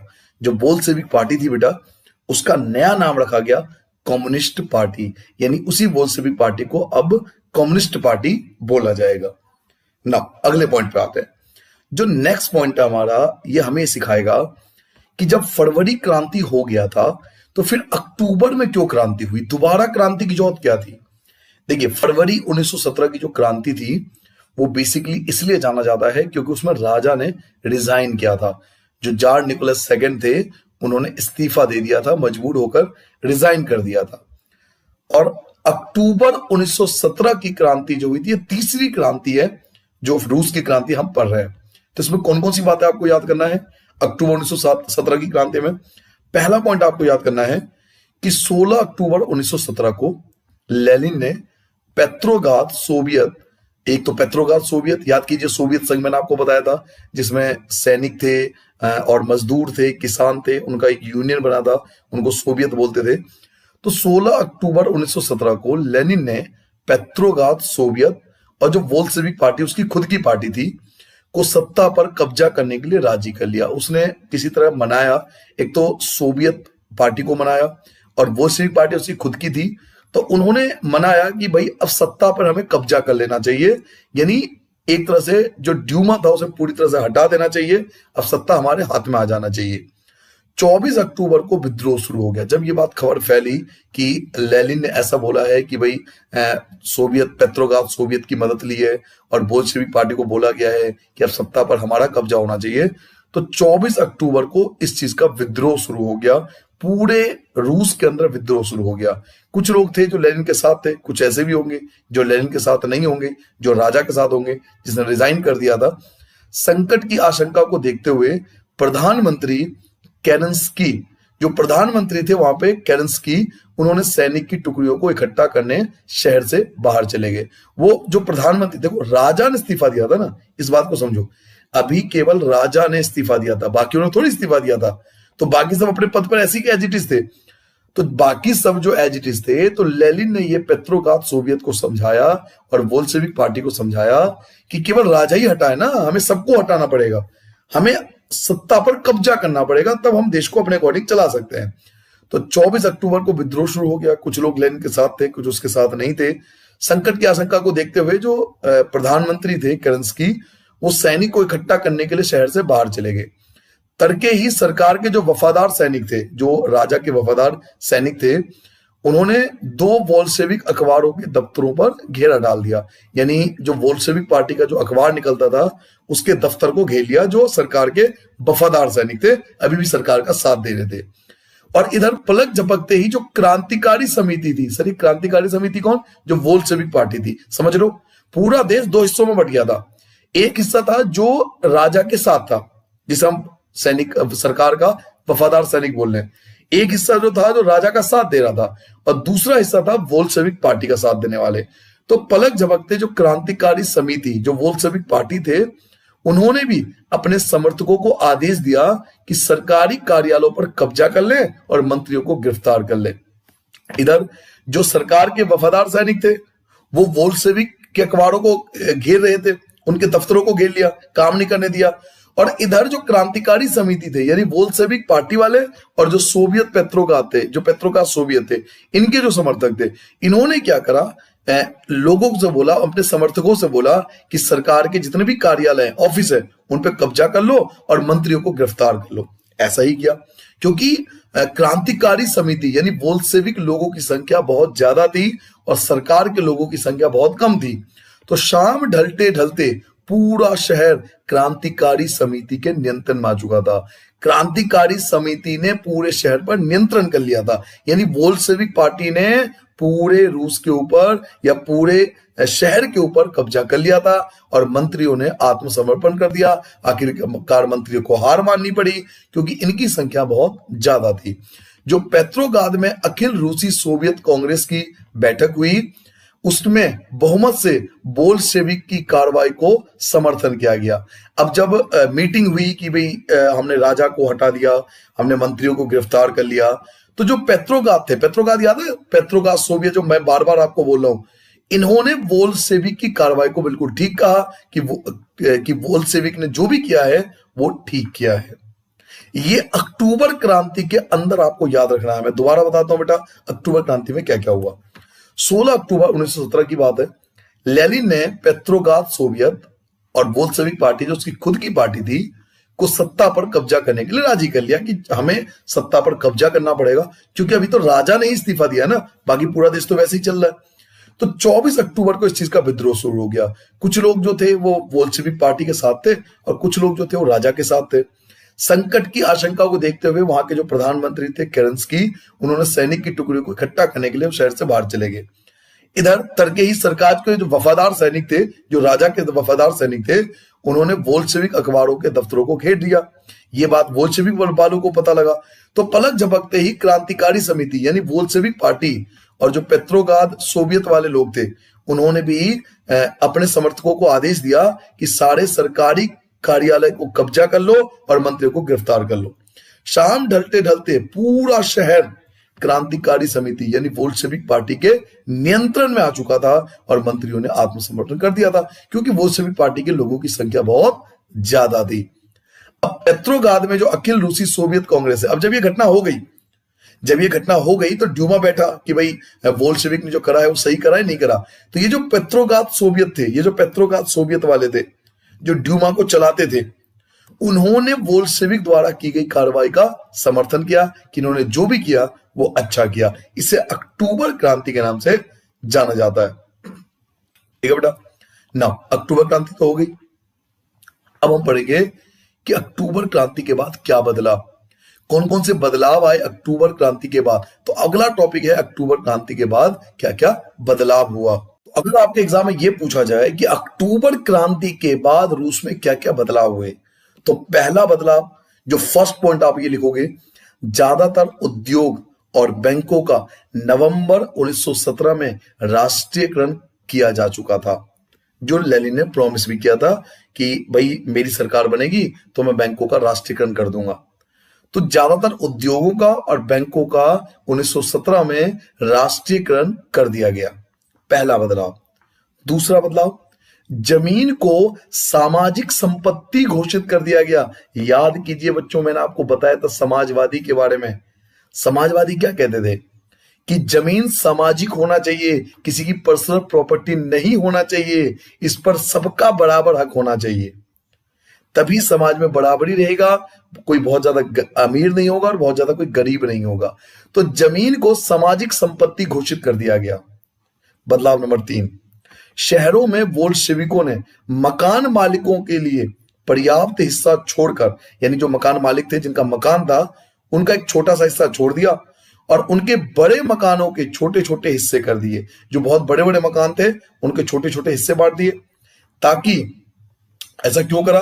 ताकि बेघर या और जरूरतमंद लोगों को भी रहने की जगह दी जा सके। देखो, जो सामाजिक होता है ना बेटा, जो सामाजिकवाद होते हैं, वो उन्हें कोई मतलब नहीं है कि आप बहुत ज्यादा अमीर हो, आपकी प्रॉपर्टी कितनी है। वो ये कहते हैं कि सबको बराबर में चलनी चाहिए। आप बहुत मेहनत कर रहे हो, आपने बहुत पैसा इकट्ठा कर लिया, समाजवादी इसको मानते ही नहीं है। वो कहते नहीं, सबको बराबर लेके चलो, सब बराबर रहेंगे। आपकी मेहनत को कोई नहीं देखेगा। समाजवादी में यही कमी है, आपकी मेहनत को नहीं देखा जाएगा, आपके पैसे को देखा जाएगा, आपकी प्रॉपर्टी को देखा जाएगा।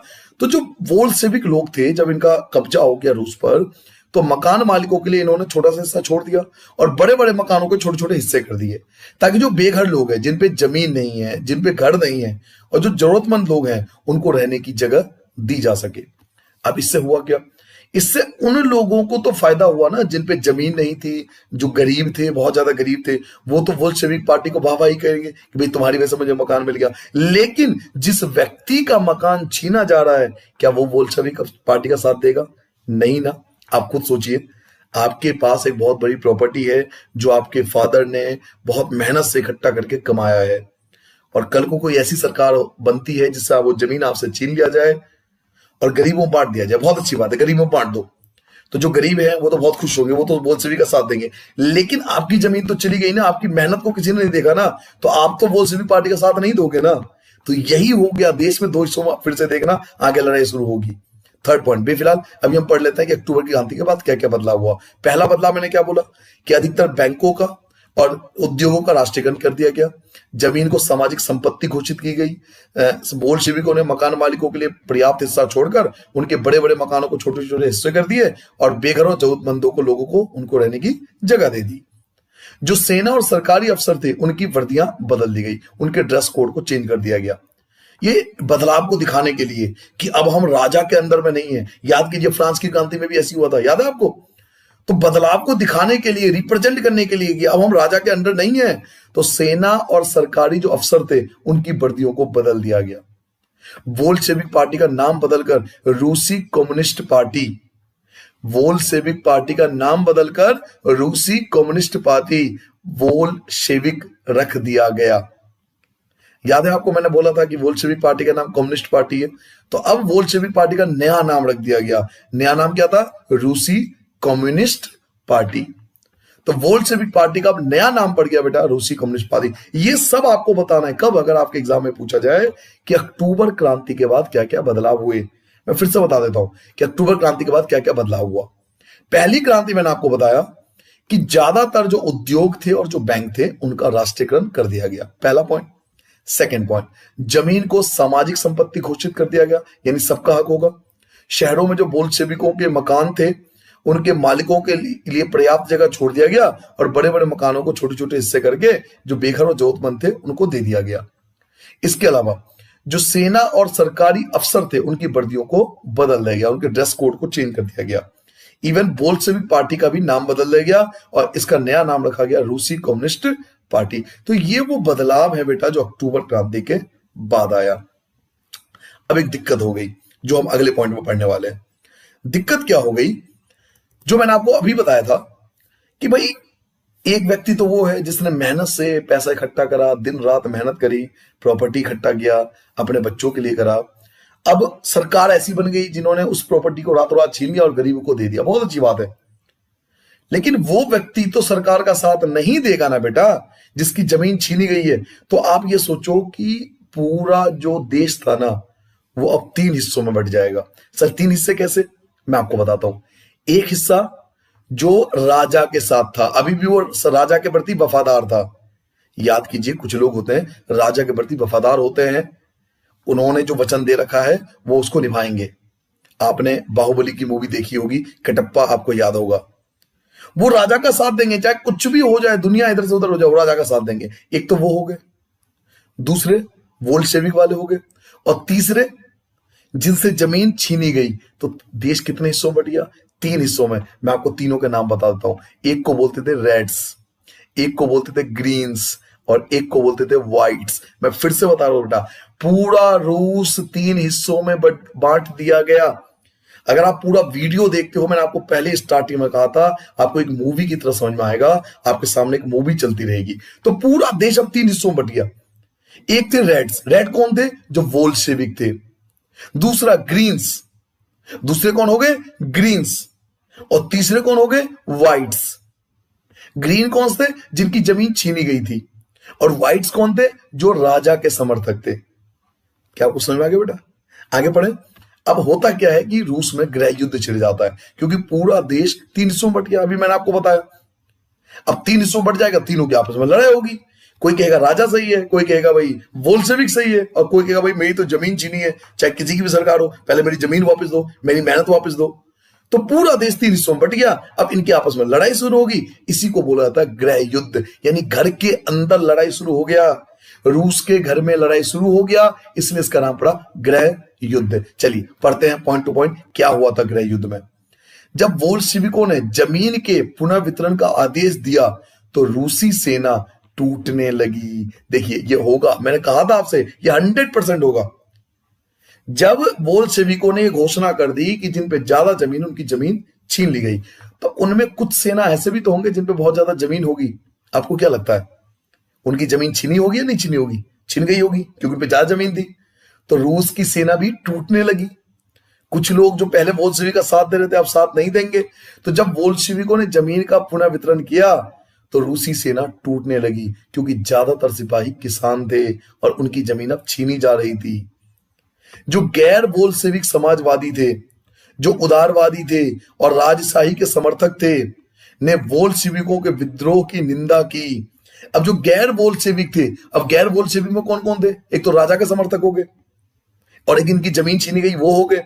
तो जो गैर बोल्शेविक समाजवादी थे, उदारवादी लोग थे, जो राजशाही के समर्थन थे, जो राजा का समर्थन करते थे, उन्होंने बोल्शेविक के विद्रोह की निंदा करी। अब उन्होंने निंदा करना शुरू कर दिया कि हे बोल्शेविकों वालों, तुमने जो राजा को हटाया ये गलत किया, तुम जो ये कानून बना रहे हो ये गलत कर रहे हो। भाई सीधी सी बात है, गलत तो होगा ना, उनकी जमीन छीनी जा रही है। आप बताइए अधिकतर जमीन किसकी थी? या तो राजा के रिश्तेदारों की थी, तो उनकी जमीन तो गई। और दूसरा किसके पास था? दूसरा था जो जिन पे ज्यादा जमीन थी, तो उनकी जमीन भी गई। तो ये दोनों तो विद्रोह करेंगे, क्योंकि दोनों को नुकसान हो रहा है। तो ये दोनों बोल्शेविक का विद्रोह करने लगे। अब उनके जो नेता थे, यानी जो गैर बोल्शेविक थे, जो बोल्शेविक के समर्थक नहीं थे, दक्षिण रूस में इकट्ठा होकर बोल्शेविकों रेड से लड़ने के लिए टुकड़ियां संगठित करने लगे। मेरी बात मुझे लगता है, आई होप मैं आपको सब कुछ समझा पाया होगा। जो गैर बोल्शेविक थे बेटा, गैर बोल्शेविक जो बोल्शेविक का साथ नहीं दे रहे थे, वो बोल्शेविक से लड़ने के लिए इकट्ठा हो गए। बोल्शेविक कौन? रेड्स। बोल्शेविक को रेड्स बोलते थे। तो बोल्शेविकों से लड़ने के लिए जो गैर बोल्शेविक थे, यानी राजा के जो समर्थक थे और जिनकी जमीन छीनी गई थी, वो जो थे वो बोल्शेविकों से, रेड से लड़ने के लिए इकट्ठा होने लगे, सैनिक बना लिया उन्होंने। 1918 और 1919 यानी 1 साल के अंदर रूसी साम्राज्य के ज्यादातर हिस्सों में सामाजिक क्रांतिकारियों, ग्रीन्स और जार समर्थकों, व्हाइट्स का ही नियंत्रण रहा। 1 साल तक तो अधिकतर नियंत्रण किसका रहा? तो अधिकतर नियंत्रण ग्रीन्स का रहा, यानी जो क्रांतिकारी लोग थे, यानी जिनकी जमीन छीनी जा रही थी। और जो जार समर्थक थे, यानी राजा के रिश्तेदार थे, या कटप्पा वगैरह जो मैंने आपको बोला था, जो राजा के समर्थक थे, व्हाइट्स, अधिकतर नियंत्रण उनका ही रहा। लेकिन बोल्शेविकों की संख्या बहुत ज्यादा थी। तो इन टुकड़ियों और बोल्शेविकों के बीच चले गृह युद्ध के दौरान लूटमार, डकैती, भुखमरी जैसी समस्या बड़े पैमाने पर फैल गई। सीधी सी बात है बेटा, किसी भी देश में लड़ाई होगा तो ये घटनाएं आम बात है, ये तो होगा ही होगा। इसलिए घर में मत लड़ो, क्योंकि आपने कहावत सुनी होगी, घर का भेदी लंका ढाए। तो घर में आपस में नहीं लड़ना चाहिए। अब लड़ाई शुरू हो गई भैया, तीन तरफ से लड़ाई शुरू हो गई। एक कौन थे, मैं फिर से बताता हूं, एक कौन थे, रेड्स। रेड कौन थे, बोल्शेविक। दूसरे कौन थे, ग्रीन्स, जिनकी जमीन छीनी जा रही थी। और तीसरे कौन थे, व्हाइट्स, जो राजा के समर्थक थे। तो ग्रीन और व्हाइट तो एक साथ हो गए, ग्रीन और व्हाइट तो एक साथ हो गए, और ये लड़ किससे रहे थे, रेड से। तो इनकी लड़ाई शुरू हो गई। तो बोल्शेविकों के बीच जब लड़ाई शुरू हुई तो लूट मार, डकैती, भुखमरी, बहुत बड़ी समस्या फैल गई। नेक्स्ट, व्हाइट में जो निजी संपत्ति के हिमायती थे, व्हाइट्स यानी राजा के जो समर्थक थे, व्हाइट में जो निजी संपत्ति के हिमायती थे, उन्होंने जमीन पर कब्जा करने वाले किसानों के खिलाफ काफी सख्त रवैया अपनाया। जिन किसानों ने, यानी व्हाइट यानी राजा के जो समर्थक थे, उन्होंने, जिन किसानों ने उनकी जमीन पर कब्जा कर लिया था, बोल्शेविक की बात मानकर उनके खिलाफ सख्त रूप अपनाया। उन्होंने उनको मारा, उनकी जान ले ली। समझ में आ गया बेटा? ये आपको गृह युद्ध में लिखना है, ये सब गृह युद्ध के अंदर लिखना है। लेकिन इसमें आप आगे भी ऐड कर सकते हो, नीचे लिखा हुआ है, मैंने अंडरलाइन नहीं किया क्योंकि इतने सारे पॉइंट आप नहीं लिख पाओगे पेपर में, मुश्किल से 4 या 5 पॉइंट ही लिखना होता है। तो गृह युद्ध में इतना पॉइंट बहुत है। मुझे लगता है गृह युद्ध आपको समझ में आ गया होगा। एट द एंड होता क्या है कि बोल्शेविक की संख्या बहुत ज्यादा होती है, तो बोल्शेविक वाले जीत जाते हैं, बाकी सबको हार माननी पड़ती है और गृह युद्ध समाप्त होता है। तो एक बार मैं गृह युद्ध आपको दोबारा समझाना चाहता हूं, एक बार जल्दी समझ लो। जब बोल्शेविकों ने, लेनिन के समर्थकों ने जमीन के पुनः वितरण का आदेश जारी किया तो रूसी सेना टूटने लगी। क्यों? क्योंकि ज्यादातर लोग जो थे किसान थे, उनकी जमीन छीनी जा रही थी। तो जो गैर बोल्शेविक थे, यानी जो बोल्शेविक का साथ नहीं दे रहे थे, उनमें जो उदारवादी थे, राजशाही समर्थक थे, उन्होंने बोल्शेविक विद्रोह की निंदा करनी शुरू करी। उनके जो नेता थे वो दक्षिणी रूस में इकट्ठा होकर बोल्शेविक और रेड से लड़ने के लिए टुकड़ियां बनाने लगे। 1918 से 1919 में रूसी साम्राज्य के ज्यादातर हिस्सों पर या तो ग्रीन्स का, ग्रीन मतलब जिन पे बहुत ज्यादा जमीन थी, उनका कब्जा था, या फिर व्हाइट्स यानी जो राजा के समर्थक थे उनका कब्जा था, क्योंकि इन पे जमीनें बहुत थी। अब इन टुकड़ियों और बोल्शेविकों के बीच जो लड़ाई चला उसको गृह युद्ध कहते हैं। इसमें लूट मार, डकैती, भुखमरी जैसी समस्या बड़े पैमाने पर फैल गई। व्हाइट में जो भी निजी संपत्ति के हिमायती थे, उन्होंने जमीन पर कब्जा करने वाले किसानों के खिलाफ बहुत सख्त रवैया अपनाया, कईयों को मार दिया। लेकिन आखिरकार जीत बोल्शेविक पार्टी की हुई, क्योंकि उनकी संख्या बहुत ज्यादा थी। ठीक है बेटा? अब जैसे ही बोल्शेविक पार्टी सत्ता में पूरी तरह से आ चुकी थी, क्योंकि अब सब हार गए, अब व्हाइट्स यानी जार के समर्थक पीछे हो गए, राजा के समर्थक व्हाइट्स पीछे हो चुके थे, जिन पे ज्यादा जमीन थी उनकी जमीन छीनी जा चुकी थी, वो भी पीछे हो गए। तो अब पूरी तरह से बोल्शेविकों का रूस पर कब्जा हो गया। तो अब समाजवादी का निर्माण शुरू होगा, क्योंकि इनका मेन ऑब्जेक्टिव क्या था, समाजवादी का निर्माण करना। याद कीजिए, इसलिए चैप्टर के पहले पार्ट में हमने समाजवादी पढ़ा, और जब से चैप्टर स्टार्ट हुआ है मैं बार बार कह रहा हूं कि रूसी क्रांति का मेन रीजन समाजवादी था। तो क्योंकि अब पूरी तरह से रूस पर समाजवादियों का, बोल्शेविकों का कब्जा हो गया, तो अब उस समाजवादी समाज का निर्माण तो करेंगे, क्योंकि मेन ऑब्जेक्टिव तो यही था। तो इसमें बहुत कुछ लिखा हुआ है कि किस प्रकार जो समाजवादी है उसका निर्माण शुरू हुआ। तो आप इसमें पढ़ लेना, एक बार इनको पढ़ लेना इस वाले पॉइंट को। लेकिन मोस्टली ये सब चीज आती नहीं एग्जाम में जो आती है वो मैं आपको बता देता हूं। स्टालिनवाद और सामूहिकरण। अब स्टालिनवाद और सामूहिकरण क्या है ये भी आपको समझाता हूं। ठीक है बेटा? चलिए, सबसे पहले 1 नंबर का क्वेश्चन आता है, ये कुलक कौन होता है? कुलक। तो कुलक के लिए आपको लिखना है, रूस के अंदर बेटा जो संपन्न किसान थे, यानी जिन पे बहुत ज्यादा जमीन थी, उनको कुलक कहा जाता था, यानी जमींदार, जिसे हम अपने देश में जमींदार वगैरह बोलते हैं। तो रूस में जो संपन्न किसान थे, जिन पर अच्छी खासी जमीन थी, उनको कुलक कहा जाता था। याद रहेगा आपको? अब यहां से हम पढ़ेंगे स्टालिन का सामूहिकरण। स्टालिन का सामूहिकरण जो कि बहुत जरूरी है। 1929 से पार्टी ने सभी किसानों को सामूहिक खेतों कोल खोज में काम करने का आदेश जारी किया। बोल्शेविक पार्टी ने एक आदेश जारी किया, क्या? ये जो छोटे छोटे खेत है ना, इन सबको हटाओ, इनकी बाउंड्री को तोड़ दो, सारी बाउंड्री को तोड़ के एक बड़ा सा खेत बनाओ, पूरा खेत इकट्ठा कर दो। जितने, मैंने आपसे क्या कहा था, अब जमीन तो किसी की रही नहीं पर्सनल। जब बोल्शेविक पार्टी, समाजवादी का कब्जा हो गया, तो प्रॉपर्टी किसी की पर्सनल तो रही नहीं, तो उन्होंने कहा सारी जो बाउंड्री है उसको तोड़ दो, सारी बाउंड्री को तोड़ दो और एक जगह के जितने भी किसान हैं वो मिलकर आप अपना खेती करो। तो 1929 से पार्टी ने, बोल्शेविक पार्टी ने सभी किसानों को सामूहिक खेतों को कोलखोज कहते हैं, यानी बड़ा सा खेत बना दिया, सारी बाउंड्री छोटे छोटे खेतों को तोड़कर, बाउंड्री को तोड़कर बड़ी जमीन बना दी और उनसे कहा गया कि तुम सामूहिक खेतों पर एक साथ काम करो। ज्यादातर जमीन और साजो सामान सामूहिक खेतों के लिए स्वामित्व में सौंप दिए गए। जो ज्यादातर जमीन थी और जो साजो सामान था वो सामूहिक खेतों के स्वामित्व में सौंप दिए गए।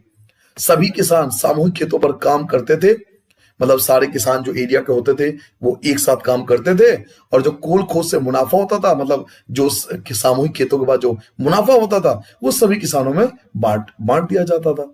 यहां तक तो ठीक थी, लेकिन एक बात बताइए बेटा, जिसपे ज्यादा जमीन होगी वो क्या करेगा? इसमें उसको तो फायदा है जिसपे जमीन नहीं है, जिस किसान के पास अपनी जमीन नहीं है उसको तो फायदा है, या जिसपे कम जमीन है उसको भी फायदा है, लेकिन जिस किसान के पास ज्यादा जमीन थी उसको तो बहुत बड़ा नुकसान हो गया, उसकी जमीन तो छिन गई। तो सभी किसान सामूहिक रूप में खेत काम करते थे और उससे जो मुनाफा होता था बराबर बराबर पड़ता था, चाहे आप पे ज्यादा जमीन हो या कम जमीन हो, क्योंकि अब जमीन आपकी रही नहीं। तो इस फैसले से गुस्साए किसानों ने, कौन से किसानों ने?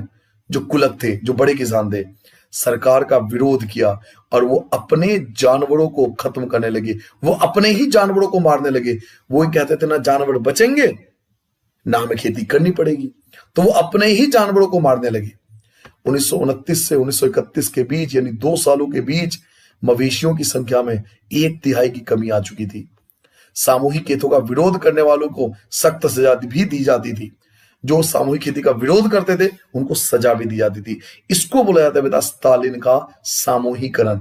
याद रखोगे क्या बोलते हैं? स्टालिन का सामूहिकरण। स्टालिन का सामूहिकरण था, ये बहुत ज्यादा एग्जाम में आता है। इसमें एक तो कुलक याद रखना है, कुलक वो किसान थे जो संपन्न किसान थे, जिन बच्ची खासी जमीन थी। एक तो ये आपके एग्जाम के लिए जरूरी है।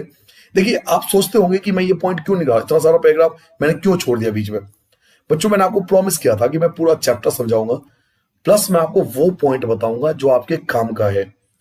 क्योंकि आप मतलब कि अगर टॉपिक कंटेंट करने जाओगे तो आपका पूरा चैप्टर कंफ्यूजन क्रिएट कर जाएगा, तो आप कई चीजों में कंफ्यूज हो जाओगे, आपको याद नहीं होगा। इसलिए हमने पूरा चैप्टर स्टडी करने के बाद, काफी सारे पेपर पढ़ने के बाद, एग्जाम देखने के बाद ये वीडियो बनाया है, ताकि आप एग्जाम में पूरी तरह से बिल्कुल तैयार रहो, क्योंकि यही क्वेश्चन आते हैं आपके यूटी होंगे, टेस्ट होंगे, आप देख लेना। तो 1929 में स्टालिन के सामूहिकरण ने आदेश जारी किया कि किसानों को सामूहिक खेतों पे काम करना पड़ेगा। ज्यादातर जमीन और साजो सामान सामूहिक खेतों के स्वामित्व में सौंप दिए गए। सभी किसान सामूहिक खेतों पर काम करते थे और उस सामूहिक खेती यानी कोल खोज से जो मुनाफा होता था वो सभी किसानों में बांट दिया जाता था। इस फैसले से गुस्साए किसानों, जो बड़े किसान थे, उन्होंने सरकार का विरोध किया और वो अपने ही जानवरों को मारने लगे। 1929 से 1931 के बीच मवेशियों की संख्या में 1/3 कमी हो गई, क्योंकि पहले खेती जानवरों से की जाती थी, मशीन तो थे नहीं, तो वो मवेशी को मारते थे, जानवरों को ही मारना शुरू कर दिया। न जानवर होंगे न खेती करनी पड़ेगी। और सामूहिकरण का विरोध करने वालों को सख्त सजा भी दी जाती थी। तो सामूहिकरण में, स्टालिन के सामूहिकरण में ये सारे पॉइंट आपको लिखने हैं। ठीक है बेटा, बाकी आप इन पॉइंटों को छोड़ सकते हो, इसमें कोई ऐसा नहीं है कि आप याद करो और पेपर में आए। नाउ 5th पार्ट पे आते हैं। अब यहां पर रूसी क्रांति समाप्त हो चुकी है, रूस में समाजवाद आ चुका है। 5वां पॉइंट हम ये पढ़ेंगे कि रूसी क्रांति हो जाने के बाद, सोवियत संघ बनने के बाद उसका विश्व पर क्या प्रभाव पड़ा। समझ लो मेरी बात को। रूसी क्रांति तो हो गई, रूस में 3 बार क्रांति हुई। मैं दोबारा बताता हूं। एक 1905 में क्रांति हुई थी, जिसको हम खूनी रविवार कहते हैं। दूसरा 1917 में क्रांति हुई फरवरी के अंदर, जिसमें राजा को रिजाइन करना पड़ गया। देखिए एक एक चीज को स्टेप बाय याद रखिए। मैंने पहला बताया था 1905 की क्रांति, जिसमें खूनी रविवार बोला था। दूसरा मैंने आपको बोला था 1917 की क्रांति, जिसमें राजा को रिजाइन करना पड़ गया था। फिर 1917 में दोबारा क्रांति हुई थी, 1917 में अक्टूबर में, जिसमें बोल्शेविक पार्टी ने पूरे रूस पे कब्जा कर लिया था। अब वो खत्म हो गया, रूसी क्रांति खत्म हो चुका। हम इस पार्ट में पढ़ेंगे कि रूसी क्रांति पे और सोवियत संघ बनने के बाद उसका विश्व पर क्या प्रभाव पड़ा, मतलब बाकी देशों पर क्या प्रभाव पड़ा। तो आइए पढ़ते हैं बाकी देशों पर क्या प्रभाव पड़ा बेटा। वोल्शेविक ने, जो वोल्शेविक पार्टी जिन्होंने रूस पर कब्जा कर लिया था, जिस तरह से सत्ता पर कब्जा किया और जिस तरह उन्होंने शासन चलाया, उसके बारे में यूरोप के समाजवादी पार्टियां बहुत सहमत नहीं थी। यूरोप के जो बाकी देश के जो समाजवादी थे ना, उनको ये पसंद नहीं आया, ये तरीका उन्हें अच्छा नहीं लगा। जो वोल्शेविक पार्टी, आपको पूरा चैप्टर समझ में आ गया होगा तो आपको पता होगा वोल्शेविक पार्टी ने रूस पर कब्जा कर लिया था। तो वोल्शेविक पार्टी ने जिस तरह से रूस पर कब्जा किया और जिस तरह से उन्होंने शासन चलाया, उसके बारे में यूरोप की जो बाकी समाजवादी पार्टी थी, जैसे यूरोप के जो बाकी देश में जो समाजवादी पार्टी थी, ब्रिटेन हो गया, फ्रांस हो गया, जर्मनी हो गया, वहां की जो समाजवादी पार्टी थी ना, वो ज्यादा सहमत नहीं थी इससे। लेकिन फिर भी जो मेहनतकशों के राज्य की स्थापना की संभावना ने दुनिया भर के लोगों में एक नई उम्मीद जगा दी। फिर भी जो मजदूर थे, किसान थे, जो गरीब थे, उनके मन में एक उम्मीद तो जगी ना कि हमारा भी इस दुनिया में कुछ हो सकता है, हम भी सरकार बना सकते हैं। समझ रहे हो मेरी बात को? मतलब वो सभी की इस तरह की घटनाओं को ज्यादातर समाजवादियों ने समर्थन तो नहीं किया, लेकिन जो गरीब थे, जो किसान थे, मजदूर थे, उनके मन में एक संभावना उत्पन्न हुई कि हाँ, इस दुनिया में हमारे लिए भी कोई है। अगर हम इकट्ठा हो जाएं, अगर हम संगठन बना लें, तो हम बड़ी से बड़ी सरकार को गिरा सकते हैं। बहुत सारे देशों में कम्युनिस्ट पार्टियों का गठन किया, तो सबने क्या करा, संगठन बनाना शुरू करा। सभी देशों में कम्युनिस्ट पार्टी बनने लगी। किसानों ने, मजदूरों ने, गरीबों ने अपनी एक पार्टी बनाने लगी, कम्युनिस्ट पार्टी। आपको जानकर आश्चर्य होगा कि भारत में भी कम्युनिस्ट पार्टी है। कभी आप गूगल पर सर्च मारना, आपको मिल जाएगा कम्युनिस्ट पार्टी। ठीक है बेटा। तो बहुत सारे देशों ने कम्युनिस्ट पार्टी का गठन किया। बोल्शेविकों ने उपनिवेशों की जनता को भी उनके रास्ते पर अनुसरण करने के लिए प्रोत्साहित किया। अब बोल्शेविक पार्टी कहती थी कि हमने जो किया है बहुत अच्छा किया है, तुम भी ऐसी करो, तुम ऐसा करोगे तो तुम्हारे हालात में सुधार होंगे। देखो, हमने तो राजा को भी हटा दिया, हम लोग यहाँ पर राजा बन गए, अब हमारा शासन चलता है। तो बोल्शेविक पार्टियों ने जो उपनिवेश की जनता थी, मतलब आसपास के जो देश की जनता थी, उनको भी अपने रास्ते पर अनुसरण करने के लिए प्रोत्साहित किया कि तुम भी हमारे रास्ते पर चलोगे तो तुम्हारे दिन भी बदलेंगे। जब दूसरा विश्व युद्ध शुरू हुआ 1944 में, जब दूसरा विश्व युद्ध शुरू हुआ, तब तक सोवियत संघ की वजह से समाजवाद, जो सोवियत संघ था, उसके अंदर जो समाजवाद था, एक वैश्विक पहचान और हैसियत मिल चुकी थी। अब समाजवाद को पूरा वर्ल्ड जानता था, पूरे वर्ल्ड को पता लग गया कि समाजवाद क्या होता है, इसमें कौन से लोग आते हैं। तो पूरे वर्ल्ड पे समाजवाद ने एक छाप छोड़ दी कि गरीब लोग, जो किसान हैं, मजदूर हैं, अगर वो संगठन बना ले, इकट्ठा हो जाए, तो वो भी बहुत कुछ बदलाव कर सकते हैं। तो ये था बेटा रूसी क्रांति पर विश्व पर क्या प्रभाव पड़ा। आई होप आपको समझ में आ गया होगा बेटा। मैं दोबारा आपको बताता हूं कि रूसी क्रांति पर विश्व पर क्या प्रभाव पड़ा। बोल्शेविक पार्टी ने जिस तरह से कब्जा किया था रूस पर और जिस तरह उन्होंने शासन किया, यूरोप के बाकी समाजवादी पार्टियां उनसे सहमत तो नहीं थी, लेकिन उनके जिस तरह से उन्होंने राज्य की स्थापना की थी ना, उससे दुनिया भर के जो गरीब लोग थे, उनके मन में एक संभावना उत्पन्न हुई, एक उम्मीद जगा दी कि हाँ, हम भी कुछ कर सकते हैं। बहुत सारे देशों ने कम्युनिस्ट पार्टियां बनाई, छोटी छोटी पार्टियां बनने लगी। जो गरीब थे, मजदूर थे, किसान थे, उन्होंने पार्टियां बनाई, कम्युनिस्ट पार्टी। भारत में भी एक पार्टी बनी, आप गूगल पर सर्च मार के देख लेना, अभी भी है वो कम्युनिस्ट पार्टी। आप डालोगे कम्युनिस्ट पार्टी इन इंडिया, आपको मिल जाएगा। बोल्शेविकों ने भी उपनिवेशों की जनता को अपने रास्ते पर अनुसरण करने के लिए प्रोत्साहित किया कि भाई, तुम अगर हमारे रास्ते पे चलोगे तो तुम्हारे हालात में भी सुधार होगा। देखो, हमने यहाँ पे पार्टी बना ली, हमारी सरकार चलती है यहाँ पर, है ना, भाई का स्वैग चलता है। तो इस तरह से यहाँ पर उन्होंने प्रोत्साहन किया। और जब दूसरा विश्व युद्ध आरंभ हुआ तो सोवियत संघ की वजह से समाजवाद को एक वैश्विक पहचान मिल गई, हैसियत मिल चुकी थी। विश्व जानने लगी कि समाजवाद भी कोई चीज होती है जिसमें गरीबों के लिए, मजदूरों के लिए, किसानों के लिए संगठन बनाकर सरकार के खिलाफ विद्रोह किया जाता है। तो आई होप आपको वैश्विक प्रभाव समझ में आ गया होगा बेटा कि रूस का वैश्विक प्रभाव, कि रूसी क्रांति का वैश्विक प्रभाव क्या पड़ा। तो इस तरह से हमने ये पूरा चैप्टर खत्म किया है। आप चाहो तो ये सारे क्वेश्चन आंसर भी कर सकते हैं। आप आराम से पढ़िए, आप आराम से इन क्वेश्चनों को पढ़िए, आप हर एक क्वेश्चन का आंसर दे सकते हैं। अगर आपको वीडियो पसंद आया हो तो लाइक जरूर करें बेटा, क्योंकि इससे हम जैसे जो टीचर होते हैं उनको एक मोटिवेशन मिलता है कि हम और अच्छा पढ़ाएं और बाकी क्लासेस को पढ़ाएं और अच्छे से वीडियो बनाएं और आपको हिस्ट्री जैसा सब्जेक्ट इंटरेस्टिंग तरीके से समझा पाए। चलिए चलता हूं बेटा, मिलता हूं अगले चैप्टर में। तब तक अपना ध्यान रखना, अच्छे से पढ़ना, मेहनत से पढ़ना। अगर समझ में आया हो चैप्टर तो कमेंट जरूर करना। ठीक है बेटा, सभी को नमस्ते।